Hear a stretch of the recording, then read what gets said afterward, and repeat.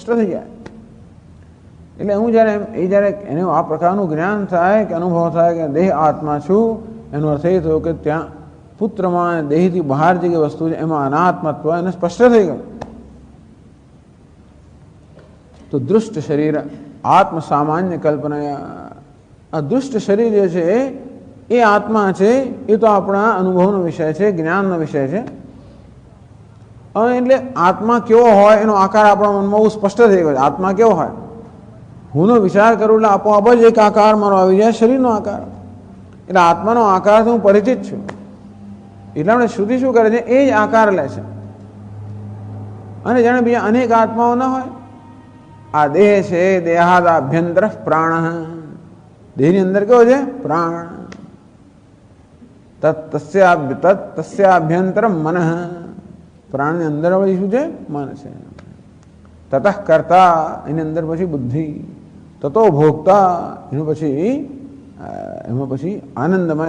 આ પ્રકારે જે વ્યક્તિત્વના સૂક્ષ્મ સ્તર છે, એ દરેક સ્તર એ બીજા કોઈ સ્તરને કે આકાર નથી, માત્ર દેહને જ આકાર છે. પણ દેહની અંદર રહેલા જે સૂક્ષ્મ સ્તર છે એને પણ જાણે કે દેહ જેવો જ આકાર ન હોય, એ પ્રકારના આકારની કલ્પના કરે છે. કે આપણે એક આકારની કલ્પનાથી ટેવાયેલા છે. મનુષ્યનું મન અત્યારે આત્મા વિશે આકારની કલ્પનાથી ટેવાયેલું છે ને, કારણ કે દેહને જ આત્મા માને છે.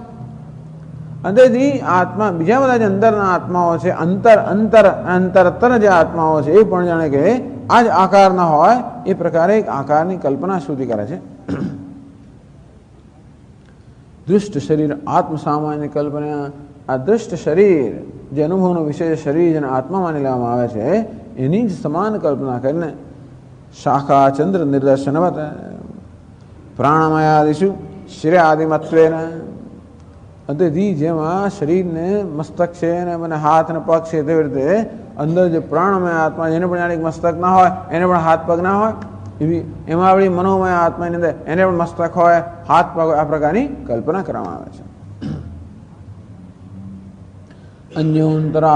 અન્યોંતરાત્મા ઇત્યાદિના અંતઃ પ્રવેશન, એમ કરીને ધીમે ધીમે એને અંદર પ્રવેશ કરાવવામાં આવે છે. કે દેહ આત્મા છે તો બરોબર છે, અન્ય દેહથી અન્ય અને દેહથી અંદર આ પ્રાણમય આત્મા છે, તો હા એ બરોબર છે.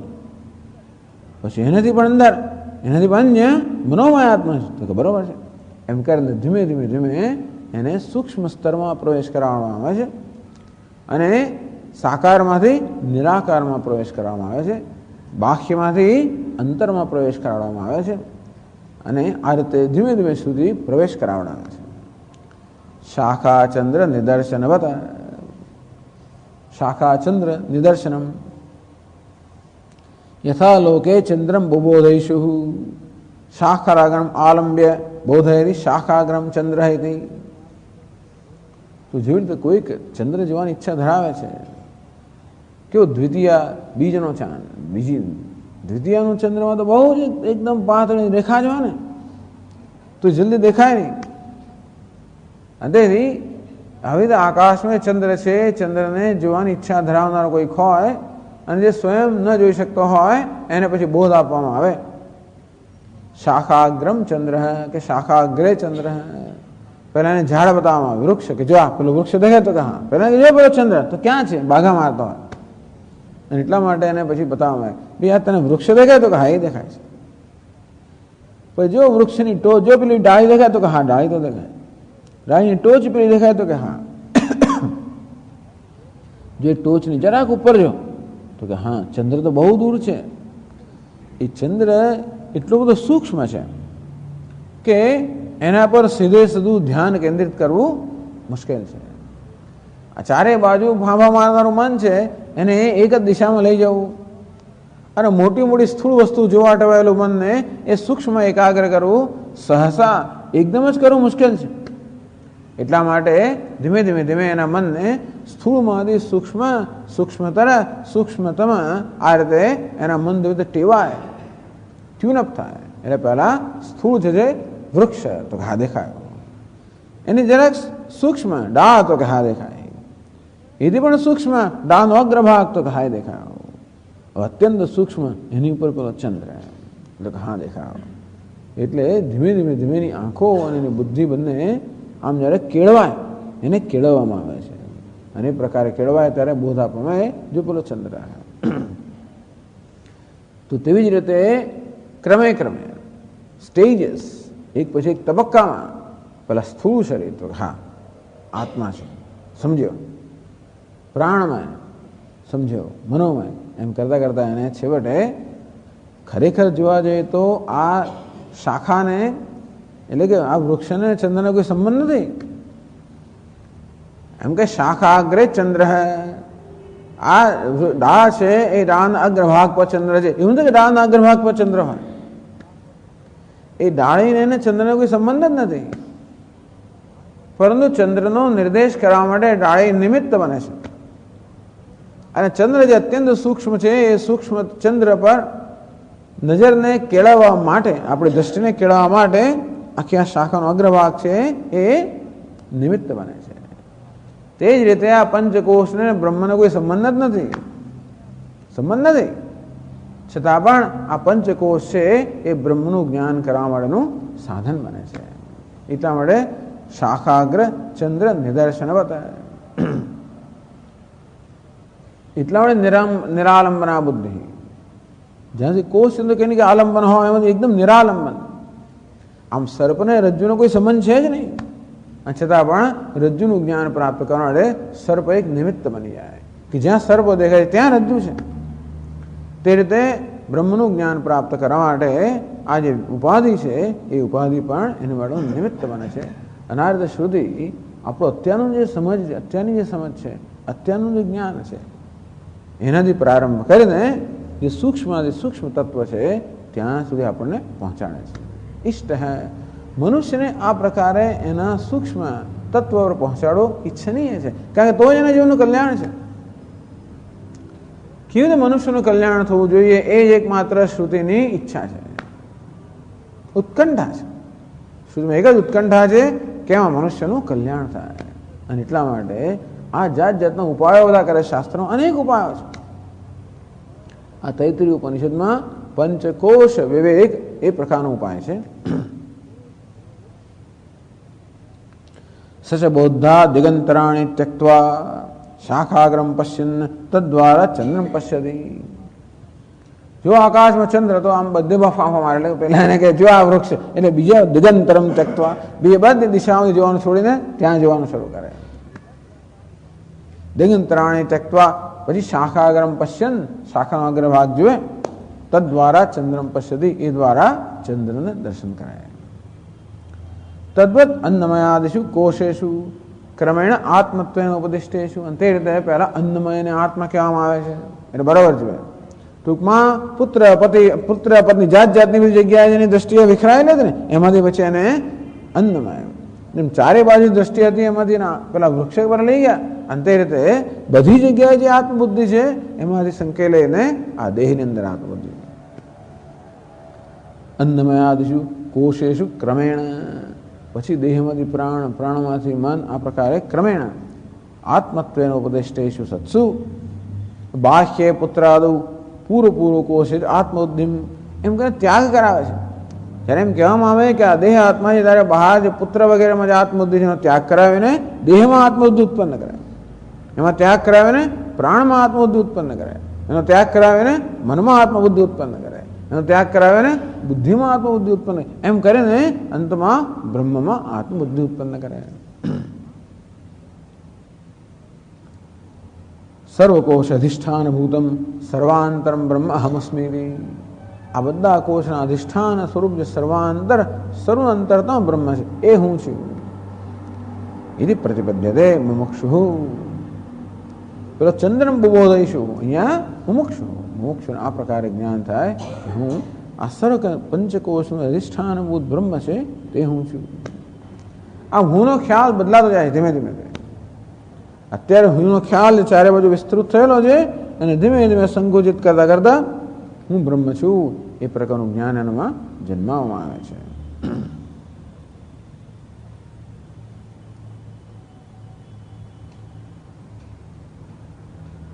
તસ્યેદમેવ શિરઃ એવં કોશેષુ પક્ષપુચ્છાદિમત્તોપન્યાસાત સુપર્ણાકારતયા આમ દરેકે દરેક કોષને એક પક્ષી હોય એ પ્રકારની કલ્પના કરવામાં આવે છે. દેહ પણ આપણો એક પક્ષીનો આકાર ન હોય એવી કલ્પના કરવામાં આવે. પક્ષીનો આકાર એમણે કલ્પ્યો છે અને દરેક કોષ પછી આત્મા પક્ષીના આકારનો છે એવી કલ્પના કરી. આપણો દેહ તો પક્ષીના આકારને મળતો આવે છે માટે એ સરળ છે અને અંદર જે આત્માના સૂક્ષ્મ સ્તર રહેલા છે એ પક્ષીના આકાર છે એ પ્રકારની કલ્પના કરે છે, જેથી મનુષ્ય એ આત્માનું ચિંતન કરી શકે, ધ્યાન કરી શકે, એ આત્માને નું જ્ઞાન પ્રાપ્ત કરી શકે. હું પ્રાણમય છું. પ્રાણમય જે છે એને પણ એક પક્ષીના રૂપમાં કહેવામાં આવે તો એનું ધ્યાન કરી શકે અને એનું દર્શન કરી શકે. મનને પણ પક્ષીના રૂપમાં કરવામાં આવે તો પ્રકારે આત્માનું દર્શન કરી શકે મનુષ્ય. અને એટલા માટે જે આંતરિક સ્તર છે સૂક્ષ્મ એને પણ પક્ષીના રૂપ, પક્ષીની કલ્પના, પક્ષીનો આકાર હોય એ પ્રકારની કલ્પના કરવામાં આવી છે. એટલે કહે છે શંકરાચાર્ય મહારાજ,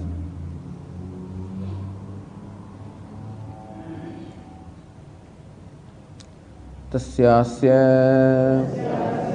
પુરુષસ્ય અન્નરસમયસ્ય ઇદમેવ શિરઃ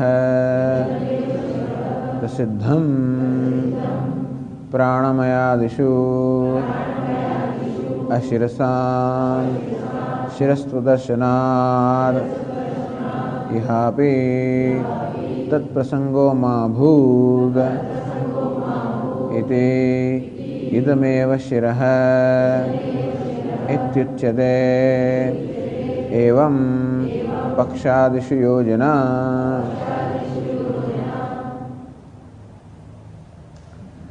તસ્ય અસ્ય પુરુષસ્ય, એવો તસ્ય આવો આ પુરુષ જેનામાં આ પ્રજ્ઞા કે ચૈતન્યની શ્રેષ્ઠ અભિવ્યક્તિ છે, એવો આ પુરુષસ્ય અન્નરસમયસ્ય. પુરુષ એટલે કે આત્મા, મનુષ્ય પણ આત્મા. અન્નરસમય આત્મા જે કેવો છે? અન્નરસમય, અન્નના રસના વિકારનો બનેલો આત્મા એટલે મનુષ્ય દેહ. તો પહેલું શ્રુતિ આપણે પહેલો બોધ આપે છે કે આ દેહ આત્મા છે. દેહ જ આત્મા છે, બીજું કઈ આત્મા નથી. દેહ આત્મા છે. દેહની બહારની વસ્તુઓને જે આત્મા માનવામાં આવતી હોય કદાચ આસક્તિને કારણે એનો ત્યાગ કરીને આ દેહ આત્મા છે એ પ્રકારનું પહેલું જ્ઞાન આપણને કરાવડાવે છે અને આત્માનું વર્ણન કરે છે. તસ્ય ઇદમેવ શિરઃ પ્રસિદ્ધમ. આત્મા છે આ પક્ષીના આકારનો જે આત્મા છે એનું આ ઇદમેવ શિરઃ, આ જે શિર છે મસ્તક, એ જ એનું મસ્તક છે, બીજું કોઈ નહીં. આ મસ્તક જ એનું મસ્તક છે.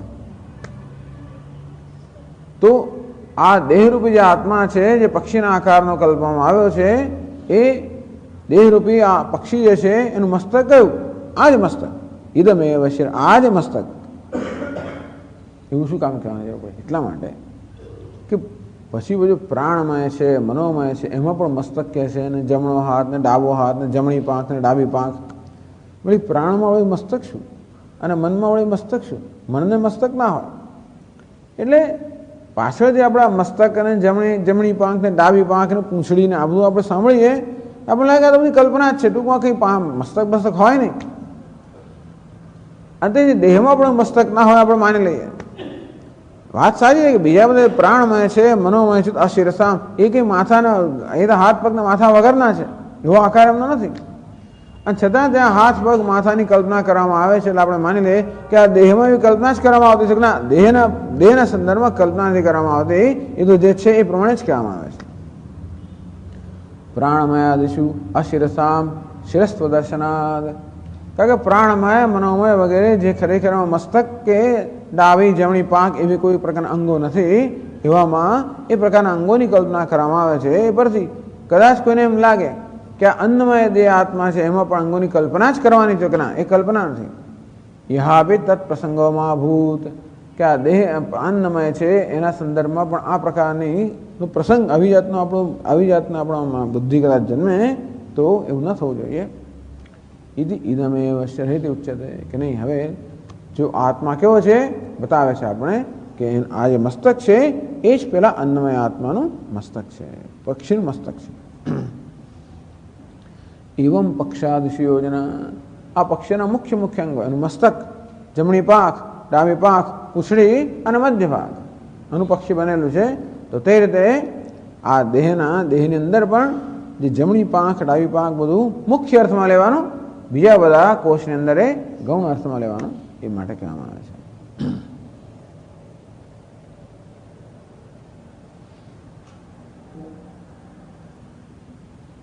પછી કહે છે અયમ દક્ષિણો બાહુ પૂર્વાભિમુખસ્ય દક્ષિણ પક્ષ અયમ સવ્યો બાહુ ઉત્તર પક્ષ અયમ મધ્યમો દેહભાગ આત્મા અંગાનામ मध्यम ही एषाम अंगानामात्मा इति श्रुतेः अयम दक्षिण पक्ष, पक्ष એટલે પાંખ, अयम दक्षिण पक्ष है तो इदमेव शिरः આ જેનું મસ્તક છે. अयम दक्षिण पक्ष है આ જમણો હાથ જ એની જમણી પાંખ છે. દક્ષિણ એટલે જમણું પણ થાય દક્ષિણ દિશામાં. આ દક્ષિણ દિશામાં રહેલો હાથ એની જમણી પાંખ છે. દક્ષિણ દિશામાં રહેલો હાથ એટલે શું? એટલે કયું? પૂર્વાભિમુખસ્ય. સામાન્ય રીતે કોઈ પણ શુભ કાર્ય કરવું હોય ત્યારે આપણે શું પૂર્વાભિમુખત્વ શ્રૌત સ્માર્તેષુ કર્મસુ પૂર્વાભિમુખત્વસ્ય ઔત્સર્ગિકત્વાत्. કોઈ પણ આપણે શાસ્ત્રીય કર્મ કરવું હોય ત્યારે પૂર્વ અભિમુખ થઈને કરતા હોઈએ છીએ. એટલે આપણું મુખ જ્યારે પૂર્વ દિશામાં હોય ત્યારે આપણો જમણો ભાગ જમણો હાથ દક્ષિણ દિશામાં હોય, ડાબો હાથ ઉત્તર દિશામાં હોય. એટલે સામાન્ય રીતે જમણા માટે દક્ષિણ શબ્દ અને ડાબા માટે ઉત્તર શબ્દ વાપરવામાં આવે છે. જાણે કે પૂર્વમાં ઉભો રહેલો ન હોય એ પ્રકારની એ સમજીને. તો અહીં પણ કહે છે અયમ દક્ષિણ પક્ષ હૈ.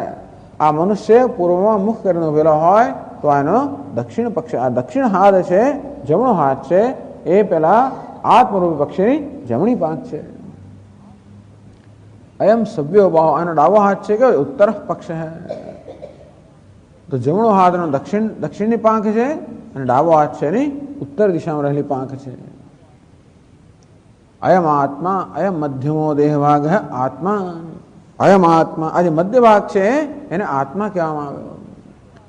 કેમ આત્મા કે અંગાનામ આત્મા. તો આત્મા કોને કહેવાય? આપનોતી આત્મા, જે સર્વત્ર વ્યાપ્ત છે નામ આત્મા. તો આ દેહનો મધ્ય ભાગ છે, એમાંથી આ બધા અંગો, આપણું મસ્તક છે, હાથ છે, પગ છે, આ બધા આ દેહના મધ્ય ભાગમાંથી જ નીકળેલા છે. અર્થાત દેહનો મધ્ય ભાગ આ બધા અંગોને સ્પર્શતો હોય છે. અને એ રીતે દેહનો મધ્ય ભાગ એવા બધા અંગોમાં વ્યાપ્ત હોય છે.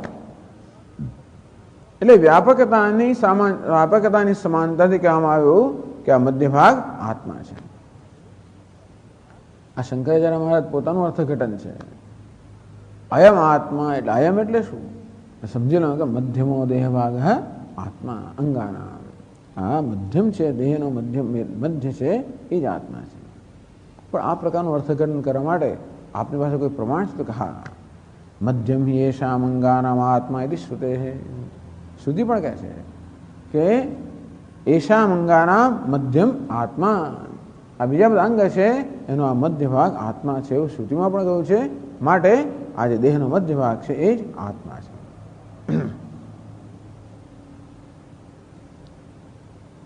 એટલે ઇદમેવ શિરઃ અયમ દક્ષિણ પક્ષ અયમ ઉત્તર પક્ષ અયમ આત્મા. આમ ગુરુજી કહેતા હતા, બતાવીને કહેતા હશે. તસ ઇદમેવ શિરઃ અયમ દક્ષિણ પક્ષ અયમ ઉત્તર પક્ષ અયમ આત્મા. ઇદમ પુચ્છમ પ્રતિષ્ઠા. આમ દર્શાવીને કહે છે. એટલે શિષ્ય બરોબર સમજી જાય કે હા, મારે આ પ્રકારે જ મનમાં કલ્પના, મારે આ પ્રકારે દર્શન કરવાના છે. પછી આગળ કહે છે ઇદમિતિ નાભેઃ અધસ્તાत् યદંગમ તત્પુચ્છમ પ્રતિષ્ઠા પ્રતિષ્ઠતે અનયા इति प्रतिष्ठा पुच्छमेव पुच्छम अधोलंबन सामान्यात् यथा गोहो पुच्छम ઇદમ પુચ્છમ પ્રતિષ્ઠા, પક્ષીનું પેલું પૂંછડું હોય, પૂંછડી હોય, તેવી રીતે પૂંછડું પૂંછડી પક્ષીની પૂંછડી કહેવાય, તો તેવી રીતે અહીં પણ એક પૂંછડી છે આ પક્ષીની પણ. ઇદમ ઇદમ એ નાભે અધસ્તાદ અંગમ, આ નાભીથી નીચે જે અંગ છે તત્ પુચ્છમ, એ પુચ્છ છે. પ્રતિષ્ઠા, તો પક્ષી જ્યારે ઉડતું હોય ત્યારે એનું જે પૂંછડી છે એ બહુ મહત્વની હોય છે, કારણ કે પક્ષીને સ્થિર રહેવામાં અને એને એના યોગ્ય દિશામાં ઉડ્ડયન કરવા માટે પણ આ જે પુચ્છ છે એ બહુ મહત્વનો ભાગ ભજવતી હોય છે. એનાથી ખરેખર એની સ્થિરતા જળવાઈ રહેતી હોય છે. તે રીતે મનુષ્યનો પણ આ જે અધોભાગ છે એને પુચ્છ કહેવામાં આવ્યું, કારણ કે એને પ્રતિષ્ઠા કહેવામાં આવી. પ્રતિષ્ઠિત અનયાદિ પ્રતિષ્ઠા, જેને કારણે મનુષ્ય પ્રતિષ્ઠિત બની શકે, જેના કારણે જેના પર મનુષ્યનો આધાર છે એનું નામ છે પ્રતિષ્ઠા. તો જેમ પક્ષીનો આધાર એની પૂંછડી પર છે, જેનો આધાર લઈને એ ઉડ્ડયન કરતું હોય છે અથવા ઉડ્ડયનમાં પોતાની દિશા જાળવી રાખતું હોય છે, મનુષ્ય પણ જ્યારે ઉડ્ડયન કરતો હોય ત્યારે આ પગનો આધાર લઈને ઉડ્ડયન કરતો હોય, હલનચલન કરતો હોય, અને આ મનુષ્યનો દેહ છે એ પણ એના પગ પર આધારિત છે, પ્રતિષ્ઠિત છે. અને માટે ઇદમ પુચ્છમ પ્રતિષ્ઠા, આ જે નાભીથી અધોભાગ છે એ પુચ્છ છે, એ જેની પ્રતિષ્ઠા છે. પુચ્છમેવ પુચ્છમ, પૂંછડું નથી, આ મનુષ્યનું જે પૂંછડું નથી, પુચ્છમેવ, જાણે કે પૂંછડું હોય તે રીતે. કેમ? અધોલંબન સામાન્ય, એને જ પુચ્છ કહેવાય. જેમ ગાયનું પૂંછડું હોય અધોલંબન, પાછળ આમ લટકતું હોય છે ને, આમ પાછળ લટકતું હોય એ પ્રકારની સમાનતા હોવાને કારણે આ જાણે મનુષ્યનો નાભી નીચેનો ભાગ લટકતો ના હોય પાછળ, એ પ્રકારની સમાનતાથી એને પણ પુચ્છ કહેવામાં આવ્યું. ગોહો પુચ્છમ, જેમ કે ગાયનું પેલું પૂંછડું હોય તેમ આ પણ નીચે લટકતું હોય છે, માટે જાણે કે પૂંછડું હોય એ પ્રકારની કલ્પના કરવામાં આવી.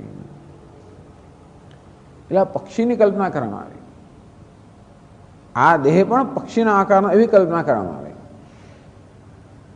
બસ એમ જ. જેથી ધ્યાન માટે આપણે, કારણ કે આનું જ્ઞાન પ્રાપ્ત કરવાનું છે, મનની અંદર આપણે બરોબર એનું તાદૃશ મનમાં કરી શકીએ, મનમાં આપણે એને તાદૃશ કરી શકીએ. એટલા માટે આ દેહ પર જાણે પક્ષીના આકારનો હોય એ પ્રકારની કલ્પના કરવામાં આવી. અને પહેલો બોધ આપવામાં આવ્યો કે આ જે અન્ન રસમય છે એ જ આત્મા છે, એથી બહારનું કશું નહીં, આ જ આત્મા છે. અને પછી બસ એકવાર આપણે આ સમજી ગયા પછી બાકીના જે આકાર જે છે એ સમજવાનું સરળ થઈ પડશે. એટલે કહે છે એતત પ્રકૃત્ય ઉત્તરેષાં પ્રાણમયાદીનાં રૂપકત્વ સિદ્ધિ એતત પ્રકૃત્ય. બસ આ પ્રકારે આ જ રીતે જેવી રીતે દેહની અંદર દેહરૂપી આત્માનો આ પ્રકાર જે આકાર છે તે જ રીતે એ જ પદ્ધતિથી કે જ પ્રણાલિકા એ જ પ્રણાલીથી બીજા બધા જે પ્રાણમય વગેરે જે આત્મા છે એને પણ એમની પણ આ પ્રકારે કલ્પના કરવામાં આવે છે. પ્રાણમયાદિના રૂપકત્વ સિદ્ધિ, આ રૂપક આપવામાં આવ્યું, દેહને પક્ષીનું રૂપક આપવામાં આવ્યું, તો એ જ પ્રણાલીથી બીજા બધા જે આંતરિક આત્માઓ છે એમને પણ એ જ પ્રકારનું રૂપક આપવામાં આવે છે. એટલા જ માટે કે પેલો પ્રાણમય આત્મા દેહની અંદર છે, તો દેહનો જે પક્ષીનો આકાર હોય તો એમાં રહેલો પ્રાણમય છે એનો પક્ષીનો આકાર છે, અને મનોબળ એમાં રહેલો છે પણ એનો પક્ષીનો આકાર છે.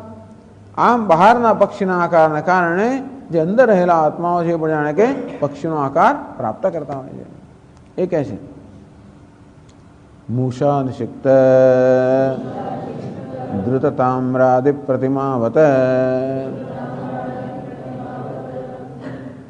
મૂષા નિષિક્ત ધૃત તામ્ર, તામ્ર એટલે તાંબુ, ધૃત તામ્ર એટલે ઓગાળેલું તાંબુ, ઉકાળ્યો તાંબાને એકદમ ઉકાળવામાં આવે, ગરમ કરવામાં આવે એટલે પ્રવાહી બની જાય. તો આવી રીતે જે પ્રવાહી બની ગયું છે તાંબુ, એને પછી રેડવામાં આવે. શેમાં રેડવામાં આવે? બીબામાં ઢાળવામાં આવે. તો જેવી રીતે હવે કોઈ પણ જે ધાતુ હોય, ધાતુને ગરમ કરીને ઉકાળવામાં આવે, એને પ્રવાહી કરવામાં આવે. એ પ્રવાહીને જેવી રીતે કોઈ ઢાંચામાં કે સાંચામાં કે બીબામાં જેમ ઢાળવામાં આવે, તો બીબાનો જેવો આકાર હોય એવો જ આકાર પેલી ધાતુનો પણ જેમ બની જાય. તે રીતે આ બહારનો જે મનુષ્યનો દેહ છે જેની પક્ષીના રૂપમાં કલ્પના કરવામાં આવી, એ બહારનું જાણે કે પેલું બીબું ના હોય જાણે કે બહારનું પેલો સાંચો ના હોય અને પ્રાણમય મનોમય વગેરે એની અંદર જેને ઢાળવામાં ના આવ્યો હોય અને તેથી એમનો પણ એ જ પ્રકારનો આકાર છે એવી કલ્પના કરી શકાય.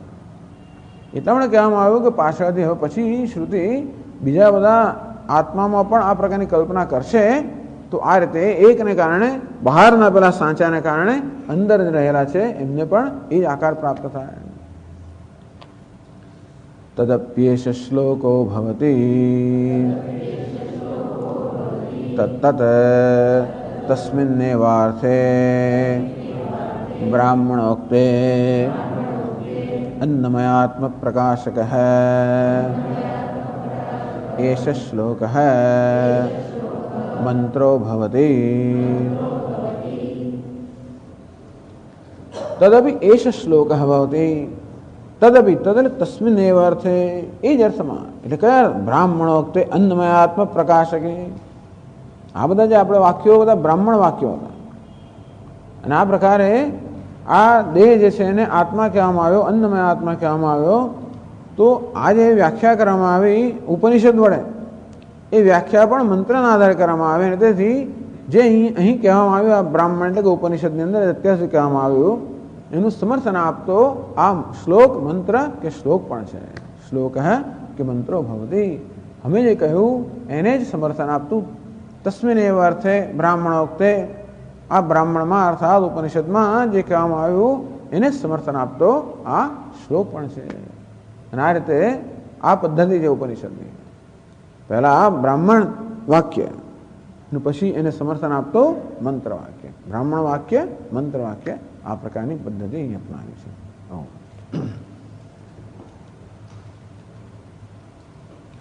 ઓમ પૂર્ણમદ પૂર્ણમિદં પૂર્ણાત પૂર્ણમુદચ્યતે પૂર્ણસ્ય પૂર્ણમાદાય પૂર્ણમેવાવશિષ્યતે.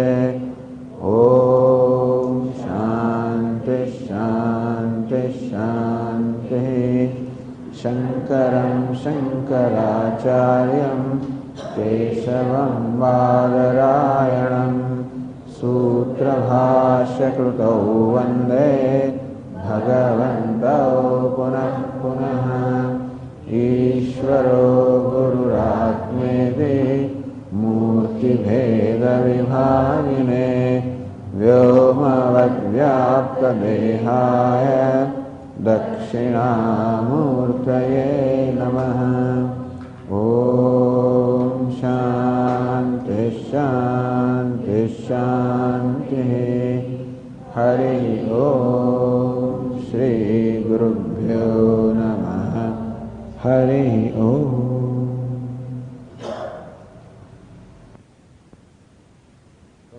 एष पुरुषो निरसमयः तस्येदमेव शिरः अयं दक्षिणः पक्षः अयम उत्तरः पक्षः એમ કહીને અન્નમય કોષનું વર્ણન કરવામાં આવ્યું અથવા અન્નમય આત્માનું વર્ણન કરવામાં આવ્યું. ખરેખર તો અન્નમય કોષવત આચ્છાદકત્વાત અન્નમય પ્રાણમય આપણા વ્યક્તિત્વમાં વાસ્તવમાં ભિન્ન ભિન્ન સ્તર છે. એમ કહી શકાય કે આપણી ભિન્ન ભિન્ન આ પ્રકારના વ્યક્તિત્વ છે. અન્નમય ભૌતિક વ્યક્તિત્વ, પ્રાણમય સક્રિય વ્યક્તિત્વ, મનોમય લાગણીશીલ વ્યક્તિત્વ, વિજ્ઞાનમય બૌદ્ધિક વ્યક્તિત્વ, આનંદમય એક રસમય વ્યક્તિત્વ અને બ્રહ્મ આધ્યાત્મિક આપણો સ્વભાવ કે સ્વરૂપ. આમ આપણી આ જુદા જુદા આપણું વ્યક્તિત્વના આ રીતે જાણે કે 5 વિભાગ કરી શકાય. એ દરેક વ્યક્તિત્વને કોષ કહેવામાં આવ્યો. કોષ આગળ સમજાવશે તેવી રીતે જેવી રીતે ડાંગરની આસપાસ પેલા ફોતરા કેવા હોય તો જેવી રીતે ફોતરાને દૂર કરીને આપણે ડાંગરનો દાણો છે જેમ કાઢી શકીએ તેવી રીતે જાણે કે આત્માની આસપાસ આ બધા કોષ ના હોય. આચ્છાદકત્વાત એને કોષ કહેવાય જે વસ્તુને આચ્છાદિત કરી દે. જેમ કે મ્યાન એ તલવારને ઢાંકી દે. અને તે રીતે જેની ચર્ચા આગળ થઈ ગઈ તે રીતે આ આપણું જે આ વ્યક્તિત્વ છે, આપણે જે ઉપાધિ છે એ આત્માને જાણે કે ઢાંકી દે છે. એ રીતે કે ઉપાધિ આપણામાં એક ભ્રમ ઉત્પન્ન કરે છે, એમાં અહંભાવ ઉત્પન્ન કરે છે. આ શરીર કંઈ આત્માને ઢાંકી દેતું નથી હોતું. આત્મા તો સર્વવ્યાપી છે, શરીર અત્યંત અલ્પ છે, એ આત્માને ઢાંકી ન શકે, પરંતુ શરીર જાણે કે આત્માને ઢાંકી દે છે. એ રીતે કે શરીર જે છે એ અહંભાવ ઉત્પન્ન કરે છે, હું શરીર છું, આ પ્રકારે એક ભ્રમ ઉત્પન્ન કરે છે, અને ભ્રમને કારણે આ આત્માનું વાસ્તવિક સ્વરૂપ જાણે કે ઢંકાઈ જાય છે. જેમ કે રજ્જુ સર્પ, આ સર્પ કઈ રજ્જુને ઢાંકી દેતો નથી, છતાં પણ સર્પ વિશે એક ભ્રમ ઉત્પન્ન થયો, આ રજ્જુ વિશે આ ભ્રમ ઉત્પન્ન થયો, આ સર્પ છે. બસ જ્યાં સુધી મનમાં એ ભ્રમ છે ત્યાં સુધી આપણને રજ્જુનું જ્ઞાન ન થાય. તે રીતે આત્મા વિશે બધા ભ્રમ સેવાઈ રહ્યા છે. આત્મા વિશે ભ્રમ સેવાનું એક જ કારણ છે, ઉપાધિની અંદર અહમ ભાવ. એમ તો ઉપાધિના ભિન્ન ભિન્ન સ્તરોને કારણે ભિન્ન ભિન્ન પ્રકારના ભ્રમ આપણામાં હોય છે, અને તેથી જે કોઈ ભ્રમ આત્મા વિશે બધા ભ્રમ છે એ બધાનું વિભાગીકરણ વર્ગીકરણ કર્યું, એને 5 વર્ગમાં વહેંચી નાખવામાં આવે. એટલા જ માટે કે પ્રત્યેક મનુષ્યનો આ સર્વસામાન્ય ભ્રમ છે. અન્નમય અર્થાત અન્નના રસમાંથી બનેલા દેહમાં અહંભાવ એ સર્વસામાન્ય ભ્રમ છે. એમાંથી પછી વિશેષ ભ્રમ ઉત્પન્ન થાય. દેહની અંદર અહંભાવને કારણે પછી વિશેષ ભ્રમ ઉત્પન્ન થાય. હું સ્ત્રી છું, પુરુષ છું, પિતા છું, માતા છું, ઊંચો છું, નીચો છું, ગોરો છું, કાળો છું, અનેક પ્રકારના ભ્રમ ઉત્પન્ન થાય. એ પણ ભ્રમ બધા સામાન્ય હોય છે, ઉપરાંત વિશેષ ભ્રમ પણ હોઈ શકે. પણ શરીરની અંદર અહંભાવમાંથી જન્મતા ભ્રમ એક વર્ગ. પ્રાણમય વ્યક્તિત્વ, સક્રિય વ્યક્તિત્વ, એમાં અહંભાવને કારણે હું કરતા છું, આ પ્રકારના બીજા પ્રકારનો ભ્રમ. મનોમય લાગણીશીલ વ્યક્તિત્વની અંદર અહંભાવને કારણે હું લાગણીશીલ છું, દુઃખી છું, સુખી છું, આ પ્રકાર મનની વૃત્તિઓમાં અહંભાવ. ત્યાં બુદ્ધિમાં અહંભાવને કારણે હું બુદ્ધિ છું, અહંકાર. જ્યાં કર્તૃત્વ છે, જ્યાં અહંકાર છે, હું પણ આ બુદ્ધિની અંદર અહંભાવને કારણે. અને એક પેલું રસમય વ્યક્તિત્વમાં હું આનંદ, હું સુખનો અનુભવ કરનાર છું, આનંદ અનુભવ કરનાર છું. તો આ બધા ભ્રમ છે. આ દરેક ભ્રમ આત્માના વાસ્તવિક સ્વરૂપને ઢાંકી દે છે, અર્થાત આત્માના વાસ્તવિક સ્વરૂપના જ્ઞાનથી આપણને વંચિત રાખે છે. અને આ ભ્રમ જ દરેક પ્રત્યેક ભ્રમની અંદર એક મર્યાદાપણાની લાગણી તો સંકળાયેલી જ હોય છે, અને તેથી આ પ્રત્યેક ભ્રમ આપણા દુઃખ કે શોકનું કારણ બને છે. એ માટે અહીં આ પંચકોશ વિવેક કરવામાં આવ્યો છે, આ બધા ભ્રમને એમાંથી મુક્ત કરવા માટે. અને એટલા માટે એને કોષ કહેવામાં આવ્યો. ખરેખર કોઈ આ શરીર કોષ નથી, પણ શરીરમાં અહંભાવ છે, એ કોષ છે. એટલે કોષ શું છે એ પણ સમજવાની જરૂર છે. એવું નથી કે શરીરમાંથી આત્માને બહાર કાઢવાનું, કે શરીરથી આત્માને જુદો કરવાનો હોય. જોકે એ પ્રકારનું દ્રષ્ટાંત આપતા હોય કે જેમ ફોતરામાંથી પેલા અન્નના દાણાને જુદો કરવાનો હોય, આમ જેવી રીતે આપણે ખાંડીને ફોતરાને કૂટીને પેલા ફોતરા દૂર કરીએ અને પેલા દાણાને જેમ બહાર કાઢીએ, તેમ જાણે કે કૂટીને આત્માને બહાર ન કાઢવાનો હોય, એવું આત્માને બહાર કાઢવાનું એ દ્રષ્ટાંત બધા અંશમાં લાગુ ના પડે. પણ જેવી રીતે પેલા ફોતરા પેલા દાણાને ઢાંકી દેતા હોય, તેવી રીતે આ બધા ભ્રમ આત્માના વાસ્તવિક સ્વરૂપને ઢાંકી દે છે. અને તેથી ખરેખર તો ભ્રમમાંથી મુક્ત થવાનું છે. એટલે આત્માને કે શરીરથી જુદો કરવાનો હોય કે શરીરને આત્માથી જુદો કરવાનો નથી. આ કહેવા આત્માને શરીરથી જુદો કરવાનો એવું કહી શકાય કે આત્મા સત્ય છે, આ શરીર તો કે મિથ્યા છે, કે વ્યવહારિક સત્તા ધરાવે છે, આત્મા પારમાર્થિક સત્તા ધરાવે છે.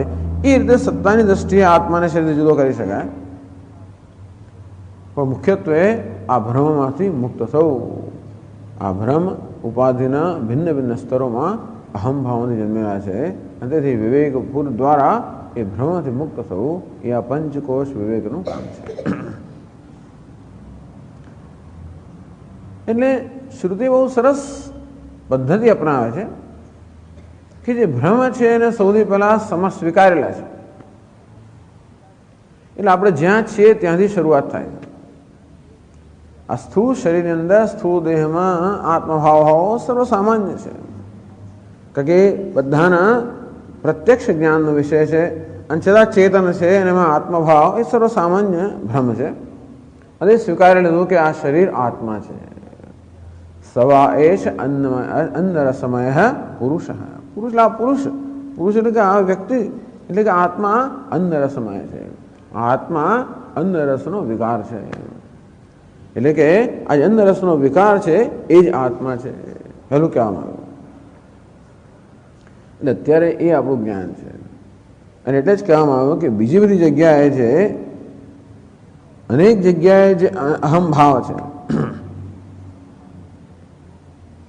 અન્નમયાદિષુ કોશેષુ કર્મેણ આત્મત્વેન ઉપદિષ્ટેષુ તત્સુ બાહ્ય પુત્રાદૌ. તો અન્નમય આત્મા છે એ પ્રકારનું જ્ઞાન એટલે શું? બહાર પુત્ર વગેરેની અંદર જે આત્મભાવ છે એમાં મુક્ત થઈને પેલું આ આપણને જ્ઞાન જેના અંગ્રેજીમાં રિયલાઇઝેશન, આ જ્ઞાન થાય કે હું અન્નમય છું, આ શરીર હું છું, એ પણ જ્ઞાન છે. તદ્દન ખોટું નથી. આ બ્રહ્મ તદ્દન ખોટું. દરેક જ્યાં ભ્રમ હોય ત્યાં કંઈક સત્યનું અધિષ્ઠાન હોવું જોઈએ, સિવાય ભ્રમ ના હોય. એટલે હું દેહ છું એમ કહું તદ્દન ખોટું નથી, છું ખરો, પણ દેહ જ છું એ મુશ્કેલી. હું દેહ છું એનો વાંધો નહીં, પણ દેહ જ છું એટલે હું દેહ છું કંઈક રીતે બરાબર છે, કારણ કે દેહ સાથે મારો વિશેષ સંબંધ છે, દેહ દ્વારા હું વ્યવહાર કરું છું અને દેહ હું છું ખરો. પરંતુ એટલે પેલો ભિખારી છે એ અભિનેતા છે, પણ અભિનેતા ભિખારી છે એવું નથી. ભિખારી અભિનેતા છે, કારણ કે ભિખારી અભિનેતા વગર ન હોઈ શકે, તેમ દેહ આત્મા વગર ન હોઈ શકે. એ દ્રષ્ટિએ દેહ આત્મા છે એમ કહેવાય, પણ આત્મા દેહ છે એમ ના કહેવાય. અર્થાત આત્મા દેહ પૂરતું મર્યાદિત નથી. એટલે આ પ્રકારનો એક વિશેષ સંબંધ છે. મત્સ્થાની સર્વભૂતાની ન ચાહમ તેષુ અસ્થિત. એ બધા મારામાં છે, હું એમનામાં નથી. એ મારા પર અધ્યારોપિત છે, હું એમનું અધિષ્ઠાન છું. આ પ્રકારે વિવેક કરવાનો છે. ભલે આત્મા અનાત્માને જુદા પડવાની વાત કરતા હોય, પણ આત્મા અનાત્મા આમ જુદા ના પડી શકે. દેશ કાળ કે વસ્તુત્વની દ્રષ્ટિએ આત્માને જુદા ન કરી શકાય. આત્મા અનાત્માનો વિવેક નો અર્થ એવો નથી કે હું અનાત્માથી જુદો ઉભો રહું ને અનાત્માના દર્શન કરવું કે મારા કરતા ભિન્ન છે, એવું નથી. કે એવું ભિન્નતાથી દર્શન કરનાર આત્મા જે છે એ તો પેલા કદાચ જુદો થઈ ગયો, અર્થાત મર્યાદિત થઈ ગયો. એટલે એવા પ્રકારનું દર્શન નથી કે આ દેહ કરતા હું જુદો છું. એવું દર્શન કરે તો કામ લાગે, પરંતુ એ અંતિમ જ્ઞાન નથી કે હું દેહ કરતા ભૌતિક રીતે જુદો છું. આત્માને દેહ કરતા ભૌતિક રીતે જુદો કરી શકાય નહીં, કરવાની જરૂર પણ નથી. પણ દેહ છે, એક કોષ છે, એ ઉપાધિ છે, અને હું એ ઉપાધિને સત્તા અને સ્ફૂર્તિ પ્રદાન કરનાર ચૈતન્ય છું. એ રીતનું જ્ઞાન. દેહ મિથ્યા છે, આત્મા સત્ય છે. દેહ દૃશ્ય છે, આત્મા દ્રષ્ટા. પણ દ્રષ્ટા અને દૃશ્ય બંને ભિન્ન નથી. આમ તો દ્રષ્ટા એક ને દૃશ્ય એવું થાય, કારણ કે દ્રષ્ટા જુદો હોય, દૃશ્ય જુદો હોય. અહીંયા દ્રષ્ટા જુદો નથી, દ્રષ્ટાની કોઈ મર્યાદા જ નથી. આ દૃશ્ય છે દ્રષ્ટાને અંતર્ગત છે. દ્રષ્ટા સત્ય છે, દૃશ્ય મિથ્યા છે. આ સત્ય મિથ્યાનો વિવેક છે. આ દ્રષ્ટા અને દૃશ્યનો પણ મુખ્ય અર્થમાં વિવેક નથી, પણ સત્ય અને મિથ્યાનો વિવેક છે. દ્રષ્ટા સત્ય છે, દૃશ્ય એના પર અધ્યારોપિત છે. એટલે પહેલો આપણને ઉપદેશ કરવામાં આવ્યો, પહેલો બોધ આપવામાં આવ્યો. સવા એશ અન્નરસમય પુરુષ, સવા એશ પુરુષ અન્નરસમય. આ પુરુષ કે આત્મા અન્નરસમય છે, અન્નના રસના વિકારનો બનેલો છે. અર્થાત આ પુરુષ કે આત્મા, આ શરીર આત્મા છે. તેથી અન્યત્ર શરીરની બહાર જે કોઈ વસ્તુની અંદર આત્મબુદ્ધિ હોય એમાંથી મુક્ત થઈને આ શરીર આત્મા છું એ પ્રકારનું પહેલું જ્ઞાન, પહેલો બોધ. તદપ્યેષ શ્લોકો ભવતિ તત્તસ્મિન્નેવાર્થે બ્રાહ્મણોક્તે અન્નમયાત્મ પ્રકાશક એષ શ્લોકો ભવતિ. તો અન્નરસનો આત્મા છે એનું પ્રકાશિત કરનાર આ એક શ્લોક કે મંત્ર પણ છે.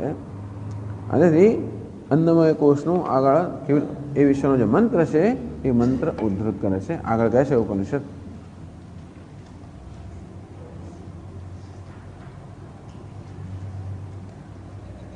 अन्नाद्वै प्रजाः प्रजायन्ते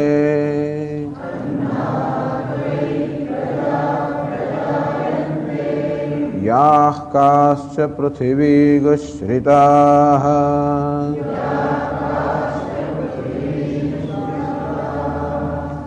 अथो अन्नेनैव जीवन्ति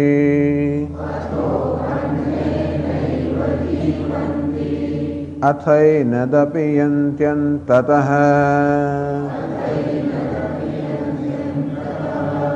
अन्नगं हि भूतानां ज्येष्ठम्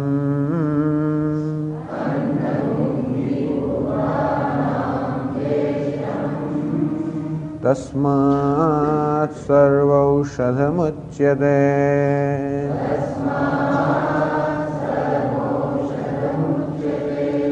सर्वं वै तेन्नमाप्नुवन्ति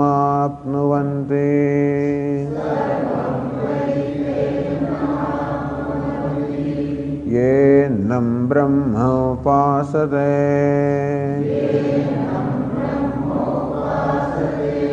अन्नगं हि भूतानां ज्येष्ठम्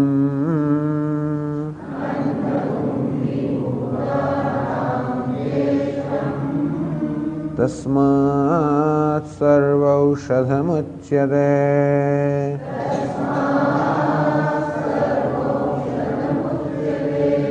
अन्नाद् भूतानि जायन्ते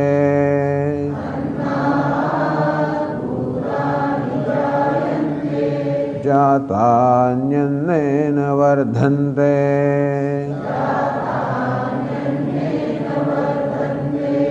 अद्यतेति च भूतानि तस्मादन्नं तदुच्यत इति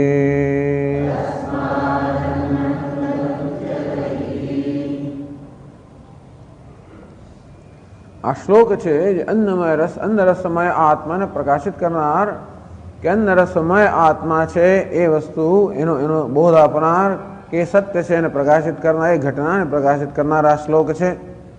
અન્નાદ્વૈ પ્રજા પ્રજાયંતે આ પ્રજા એટલે કે પ્રાણીઓ અન્નમાંથી જન્મે છે.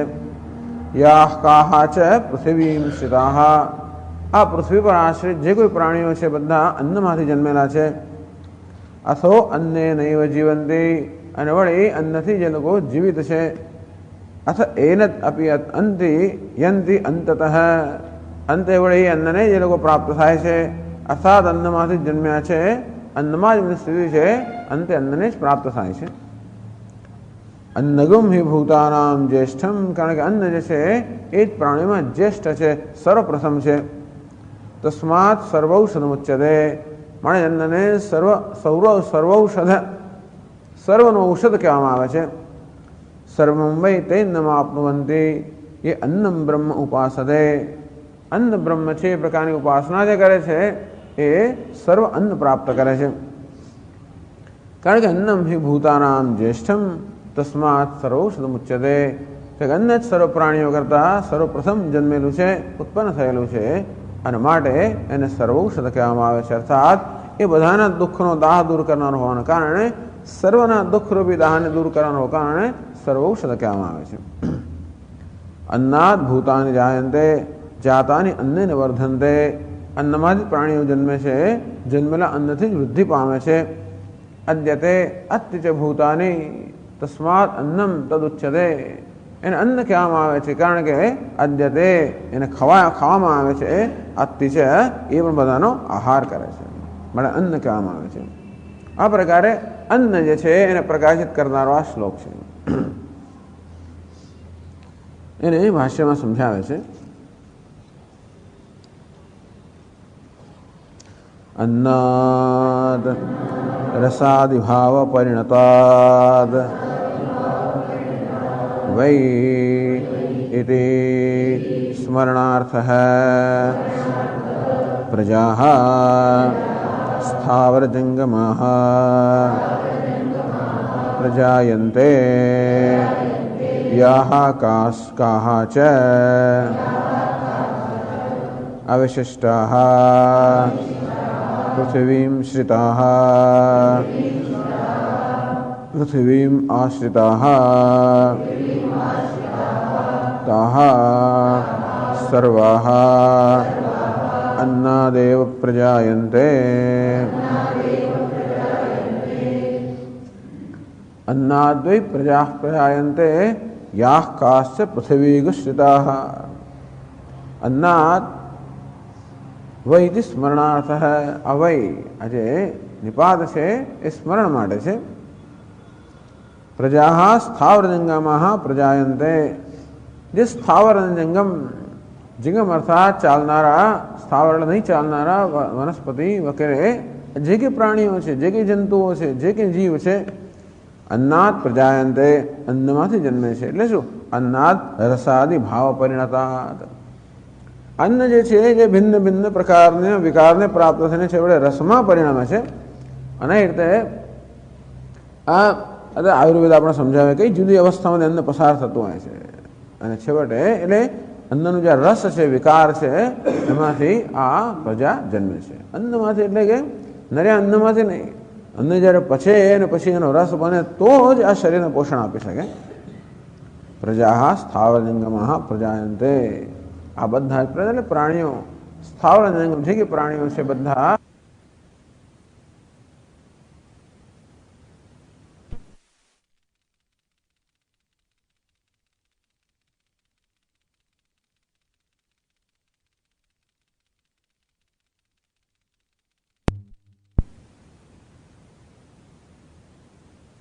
વિશિષ્ટા અવિશિષ્ટ કોઈ પ્રકારના વિશેષ કોઈ પ્રકારના અપવાદ વગર જે કોઈ પ્રાણી હોય સારું ખરાબ નાનું મોટું જે કંઈ જંતુ હોય જે કે પ્રાણ ધરાવનારું છે બધી વસ્તુ અન્નમાંથી જ જન્મેલી છે. એવા કદાચ કહેવાય જીવ જંતુઓ છે જે અન્ન સીધે સીધું ન ખાતા હોય એ જે ખાતા હોય તો અન્ન ખાતું હોય છે. ટૂંકમાં છેવટે તો આ બધો જે રસ છે એટલે બધું જીવ છે પ્રાણ છે એ અન્નમાંથી જ આવે છે. પૃથ્વીમાંથી જન્મે છે નામ અન્ન. એ જ પ્રાણીઓ ખાતા હોય કે એ પ્રાણીઓ બીજા વડે ખવાતા હોય પણ છેવટે એ અન્ન જે છે એ જ પ્રાણીઓને જીવન પ્રદાન કરતો હોય છે જીવાડતો હોય છે. યાહ કાહ ચ અવિશિષ્ટાઃ પૃથ્વીમ શ્રિતાઃ પૃથ્વીમ આશ્રિતાઃ પૃથ્વીના આશ્રિત જગતને આશ્રિત જે કંઈ પ્રાણીઓ છે બધા અન્નમાંથી જન્મેલા છે. આ તો આપણે જાણીએ છીએ એટલે કે વેદે કહેવાની જરૂર છતાં પણ વેદમાં કહેવાયું છે એ રીતે પણ આપણે જાણીએ છીએ. અત્યારે તો આ સામાન્ય જ્ઞાન હોવાને કારણે આપણને એમ લાગે આ બધું અમને કહેવાની શી જરૂર છે, પણ આ જ્ઞાન સામાન્ય થયું કારણ કે શાસ્ત્રોમાંથી આવેલું છે. તાહ સર્વાહ અન્નાદેવ પ્રજાયંતે જે કોઈ પ્રાણીઓ આ જગતની અંદર છે બધા જ અન્નમાંથી જ પ્રજાયંતે અન્નમાંથી જ જન્મેલા છે. અથો અન્નેનૈવ જીવંતી એ સમજાવે છે આગળ. અથો अपि जाताः अन्नेनैव जीवन्ति प्राणान् धारयन्ति वर्धन्ते इत्यर्थः. अथापि एनत् अन्नम् अपीयन्ति अपि गच्छन्ति अपि शब्दः प्रतिशब्दार्थे अन्नं प्रति प्रलीयन्ते इत्यर्थः. અથો અથો પણ એક અવ્યય છે એનો અર્થ છે અપી. જાતાઃ અન્નેનૈવ જીવંતી અન્નમાંથી બધા પ્રાણી ઉત્પન્ન થાય છે અને જન્મ્યા પછી અન્ન વડે જ જીવંતી પ્રાણાન ધારયંતી અન્નને કારણે લોકો જીવિત રહી શકે છે અર્થાત પોતાના પ્રાણ ધારણ કરી શકે છે. તો જ પ્રાણી પ્રાણ ધારણ કરી શકે જ્યારે એને અન્ન પ્રાપ્ત થાય એટલે અન્ન વડે જ આ પ્રાણ ધારણ થઈ શકે. ટૂંકમાં અન્ન જ આ પ્રાણને પોષણ આપનારું છે. તો અન્ન ના હોય તો પ્રાણને પોષણ ન મળે તો પ્રાણી પ્રાણ ધારણ ન કરી શકે. અન્નેન એવ જીવંતી પ્રાણાન ધારયંતી વર્ધન્તે ઇત્યર્થ. અને અન્નને કારણે જ આ પ્રાણીઓ વૃદ્ધિ પામે છે. अथ एनद अपीयन्ति अंततः. अथ तो श्रुति में अथ एनद अपी એટલે અપીને અર્થ સાથે લેવામાં આવ્યો. અથ અપી એનત એનદ અન્નમ અપિયંતિ અપિગચ્છંતિ યા એટલે જેવું અપિયંતિ અપિગચ્છંતિ અથ અને વળી પાછા અન્નને જ પ્રાપ્ત થાય છે. અપિશબ્દ પ્રતિશબ્દાર્થ અપિયંતિ પ્રતિયંતિ અન્નમ પ્રતિ યંતિ અન્નમ પ્રતિ ગચ્છન્તિ અન્નમ પ્રતિ પ્રલીયંતે. ક્યારે? અંતતઃ અંતે અંત આવે છે ત્યારે આ બધા પ્રાણીઓ જે અન્નમાંથી જન્મેલા છે અન્નથી જ વૃદ્ધિ પામે છે અંત જ્યારે આવે ત્યારે બધા પ્રાણીઓ અન્નમાં જ લીન થઈ જાય છે. અંતે એટલે અંતતઃ એટલે અંતે જીવન લક્ષણાયા વૃદ્ધે પરિસમાપ્ત. તો અથવા જીવન લક્ષણ વૃત્તે જેને જીવન કહેવામાં આવે છે એ પ્રકારની વૃત્તિ જ્યારે પરિસમાપ્ત થઈ જાય ત્યારે આ બધા પ્રાણીઓ પાછા અન્નમાં જ લીન થઈ જાય છે.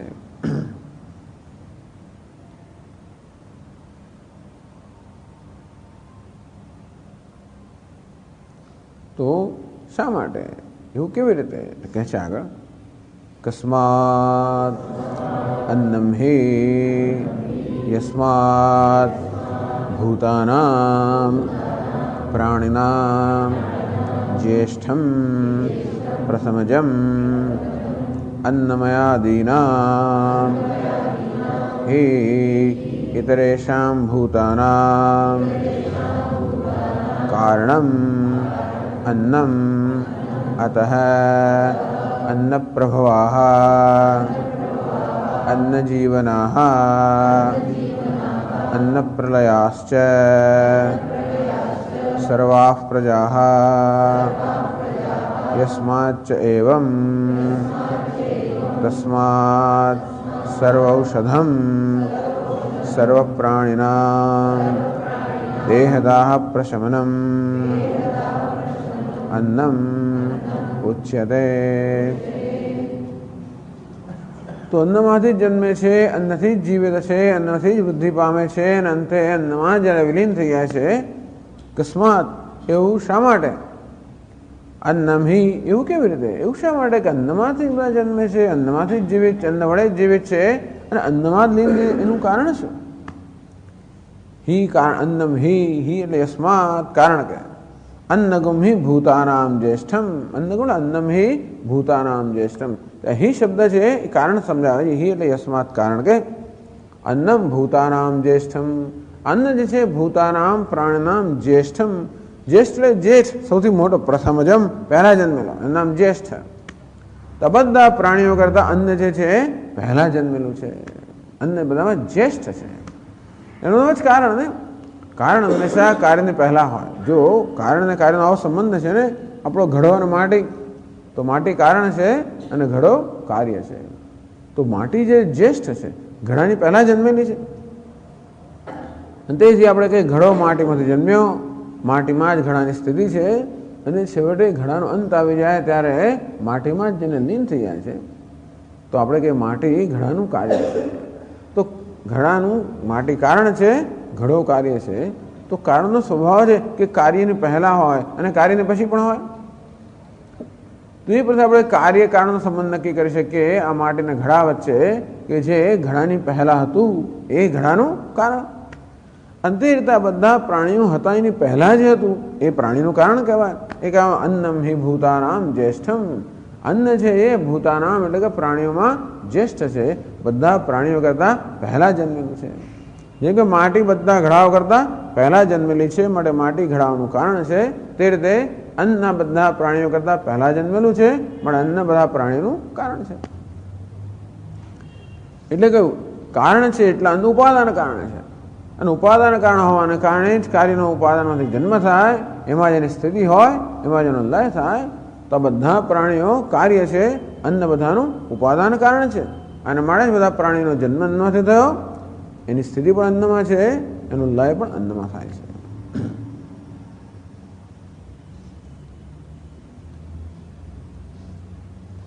अन्नमयादीनां हि इतरेषां भूतानां कारणम अन्नम. अन्नम कारणम, કારણ કે અન્ન કારણ છે.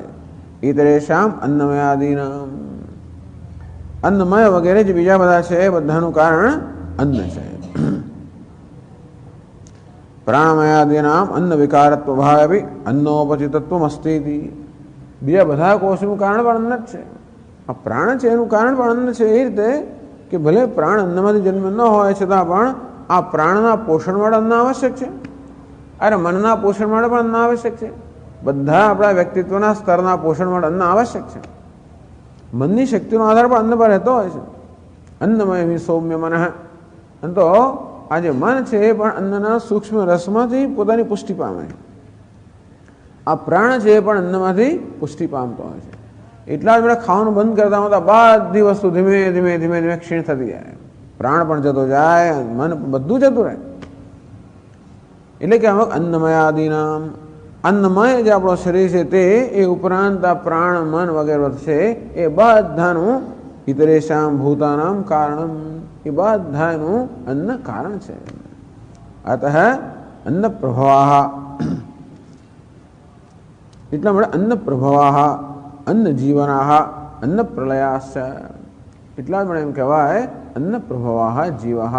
આ બધા પ્રાણીનો પ્રભાવ જન્મમાં છે તો અન્ન જીવનાહ, અન્ન વડે જેમનું જીવન છે. અન્ન પ્રલયાશ્ચ, અન્નમાં જેમનો પ્રલય થાય છે. સર્વા પ્રજા, આ પેલું જ્ઞાન છે, મહત્વનું છે, આપણે જાણવાની જરૂર છે. આ કોઈ સામાન્ય વસ્તુ નથી, આ જ્ઞાન બહુ મોટી વસ્તુ છે. આપણે એટલું પણ જાણીએ કે આ બધા દેહ અન્નના રસમાંથી જ બનેલા છે, બધા ઘડાઓ માટીમાંથી બનેલા છે. તેથી ઘડાનો આકાર ગમે તેવો હોય, ઘડામાં ગમે તે ભરવામાં આવ્યું હોય, ઘડાનો આકાર ગમે તે હોય, ઘડાનું નામ પણ ગમે તે આપો, ઘડા પર ગમે તે ચિત્ર વિચિત્ર ચિત્રો દોર્યા હોય, અને છતાં પણ બધા ઘડા અર્થાત નામ રૂપની દ્રષ્ટિએ બધા ઘડા એક રીતે ભિન્ન હોવા છતાં પણ એક રીતે બધા ઘડા એક જ છે. એના કારણની દ્રષ્ટિએ તેમ નામ રૂપની દ્રષ્ટિએ બધા શરીર ભલે ભિન્ન હોય, અને છતાં બધા શરીર અન્નમાંથી ઉત્પન્ન થયા, અન્ન જ બધાનું ઉપાદાન કારણ છે. એ રીતે બધામાં એકતા પણ છે. એવું કરીએ તો પછી આ શરીરને કારણે જે બધો ભેદભાવ છે એ ભેદભાવ પણ આપણો એટલો રહે નહીં, કારણ કે જાણીએ છીએ કે આ ભેદભાવ છે, સાથે સાથે એ બધામાં એકતા પણ છે. કારણ દ્રષ્ટિએ આ બધા એક જ છે. તો ભેદભાવ એક આપણા માટે માણવાનો વિષય બની જાય, જે બધા ભેદભાવ એટલે ઐક્યનું પણ ધ્યાન હોય તો, નહીંતર નહીં. તો વિવિધતા છે આપણા ભેદભાવ ઉત્પન્ન કરે. જો વિવિધતામાં રહેલી એકતાનું આપણે જ્ઞાન ન હોય અને વિવિધતાને જ આપણે સત્ય માનતા હોઈએ તો ભેદભાવ ઉત્પન્ન કરે. પણ વિવિધતામાં રહેલી એકતા છે એનું જો આપણને જ્ઞાન હોય તો એ વિવિધતાનો પર આનંદ માણી શકીએ. બધી ચોકલેટો ભલે જુદા રેપરમાં આવતો હોય કે જુદા આકારની હોય, અને કદાચ થોડો સ્વાદ પણ જોયો, પણ જાણે છે કે બધી દૂધમાંથી જ બને છે. બધું દૂધ અને ખાંડ ને પેલો કોકો, વસ્તુ એક જ છે. એ હોવાને કારણે બહુ ઝઘડો આપણે ના કરીએ. મોટા લોકો મને પેલી જ જોઈએ ને પેલી ના જોઈએ, ચાલે, જરા તારા ફેર હોય. પેલું નાના છોકરાને એમ કે આ ચોકલેટ જુદી ને બધી ચોકલેટ જુદી જુદી જ હોય, જુદી જુદી હોય છતાં પણ બધી એક પણ છે. એકતાનું જ્ઞાન હોય એટલે આપણને જુદા એવું ચાલે નહીં. એટલે બધા ખાંડમાંથી રમકડા બનાવેલા હોય એટલે પછી મને ઘોડો આપ્યો કે ગધેડું આપ્યું કે ઊંટ આપ્યું, જે આવે ચાલે, કારણ કે ખાંડ જ છે છેવટે. કદાચ મારી પસંદગી ઘોડા પર હોય, આકારની દ્રષ્ટિએ મને ઘોડો ગમે ને ગધેડું ના પણ ગમે, એ જુદી વાત છે. અને છતાં પણ મને કદાચ એ મળે તો મને એવું ના લાગે કે હું કંઈક કશાકથી વંચિત રહી ગયો, પેલો બહુ પામી ગયો, એવું પણ ના થાય. જાણું છું કે છેવટે તો ખાંડ જ છે. અને તેથી આ વિવિધતામાં રહેલી એકતાનું પણ સુધી આપણે જ્ઞાન કરાવે છે. માટે ઉપાસના કહે છે આપણને. એટલે અન્નમયા, અન્ન પ્રભવાહ, અન્ન જીવાહ, અન્ન પ્રલયાશ્ચ.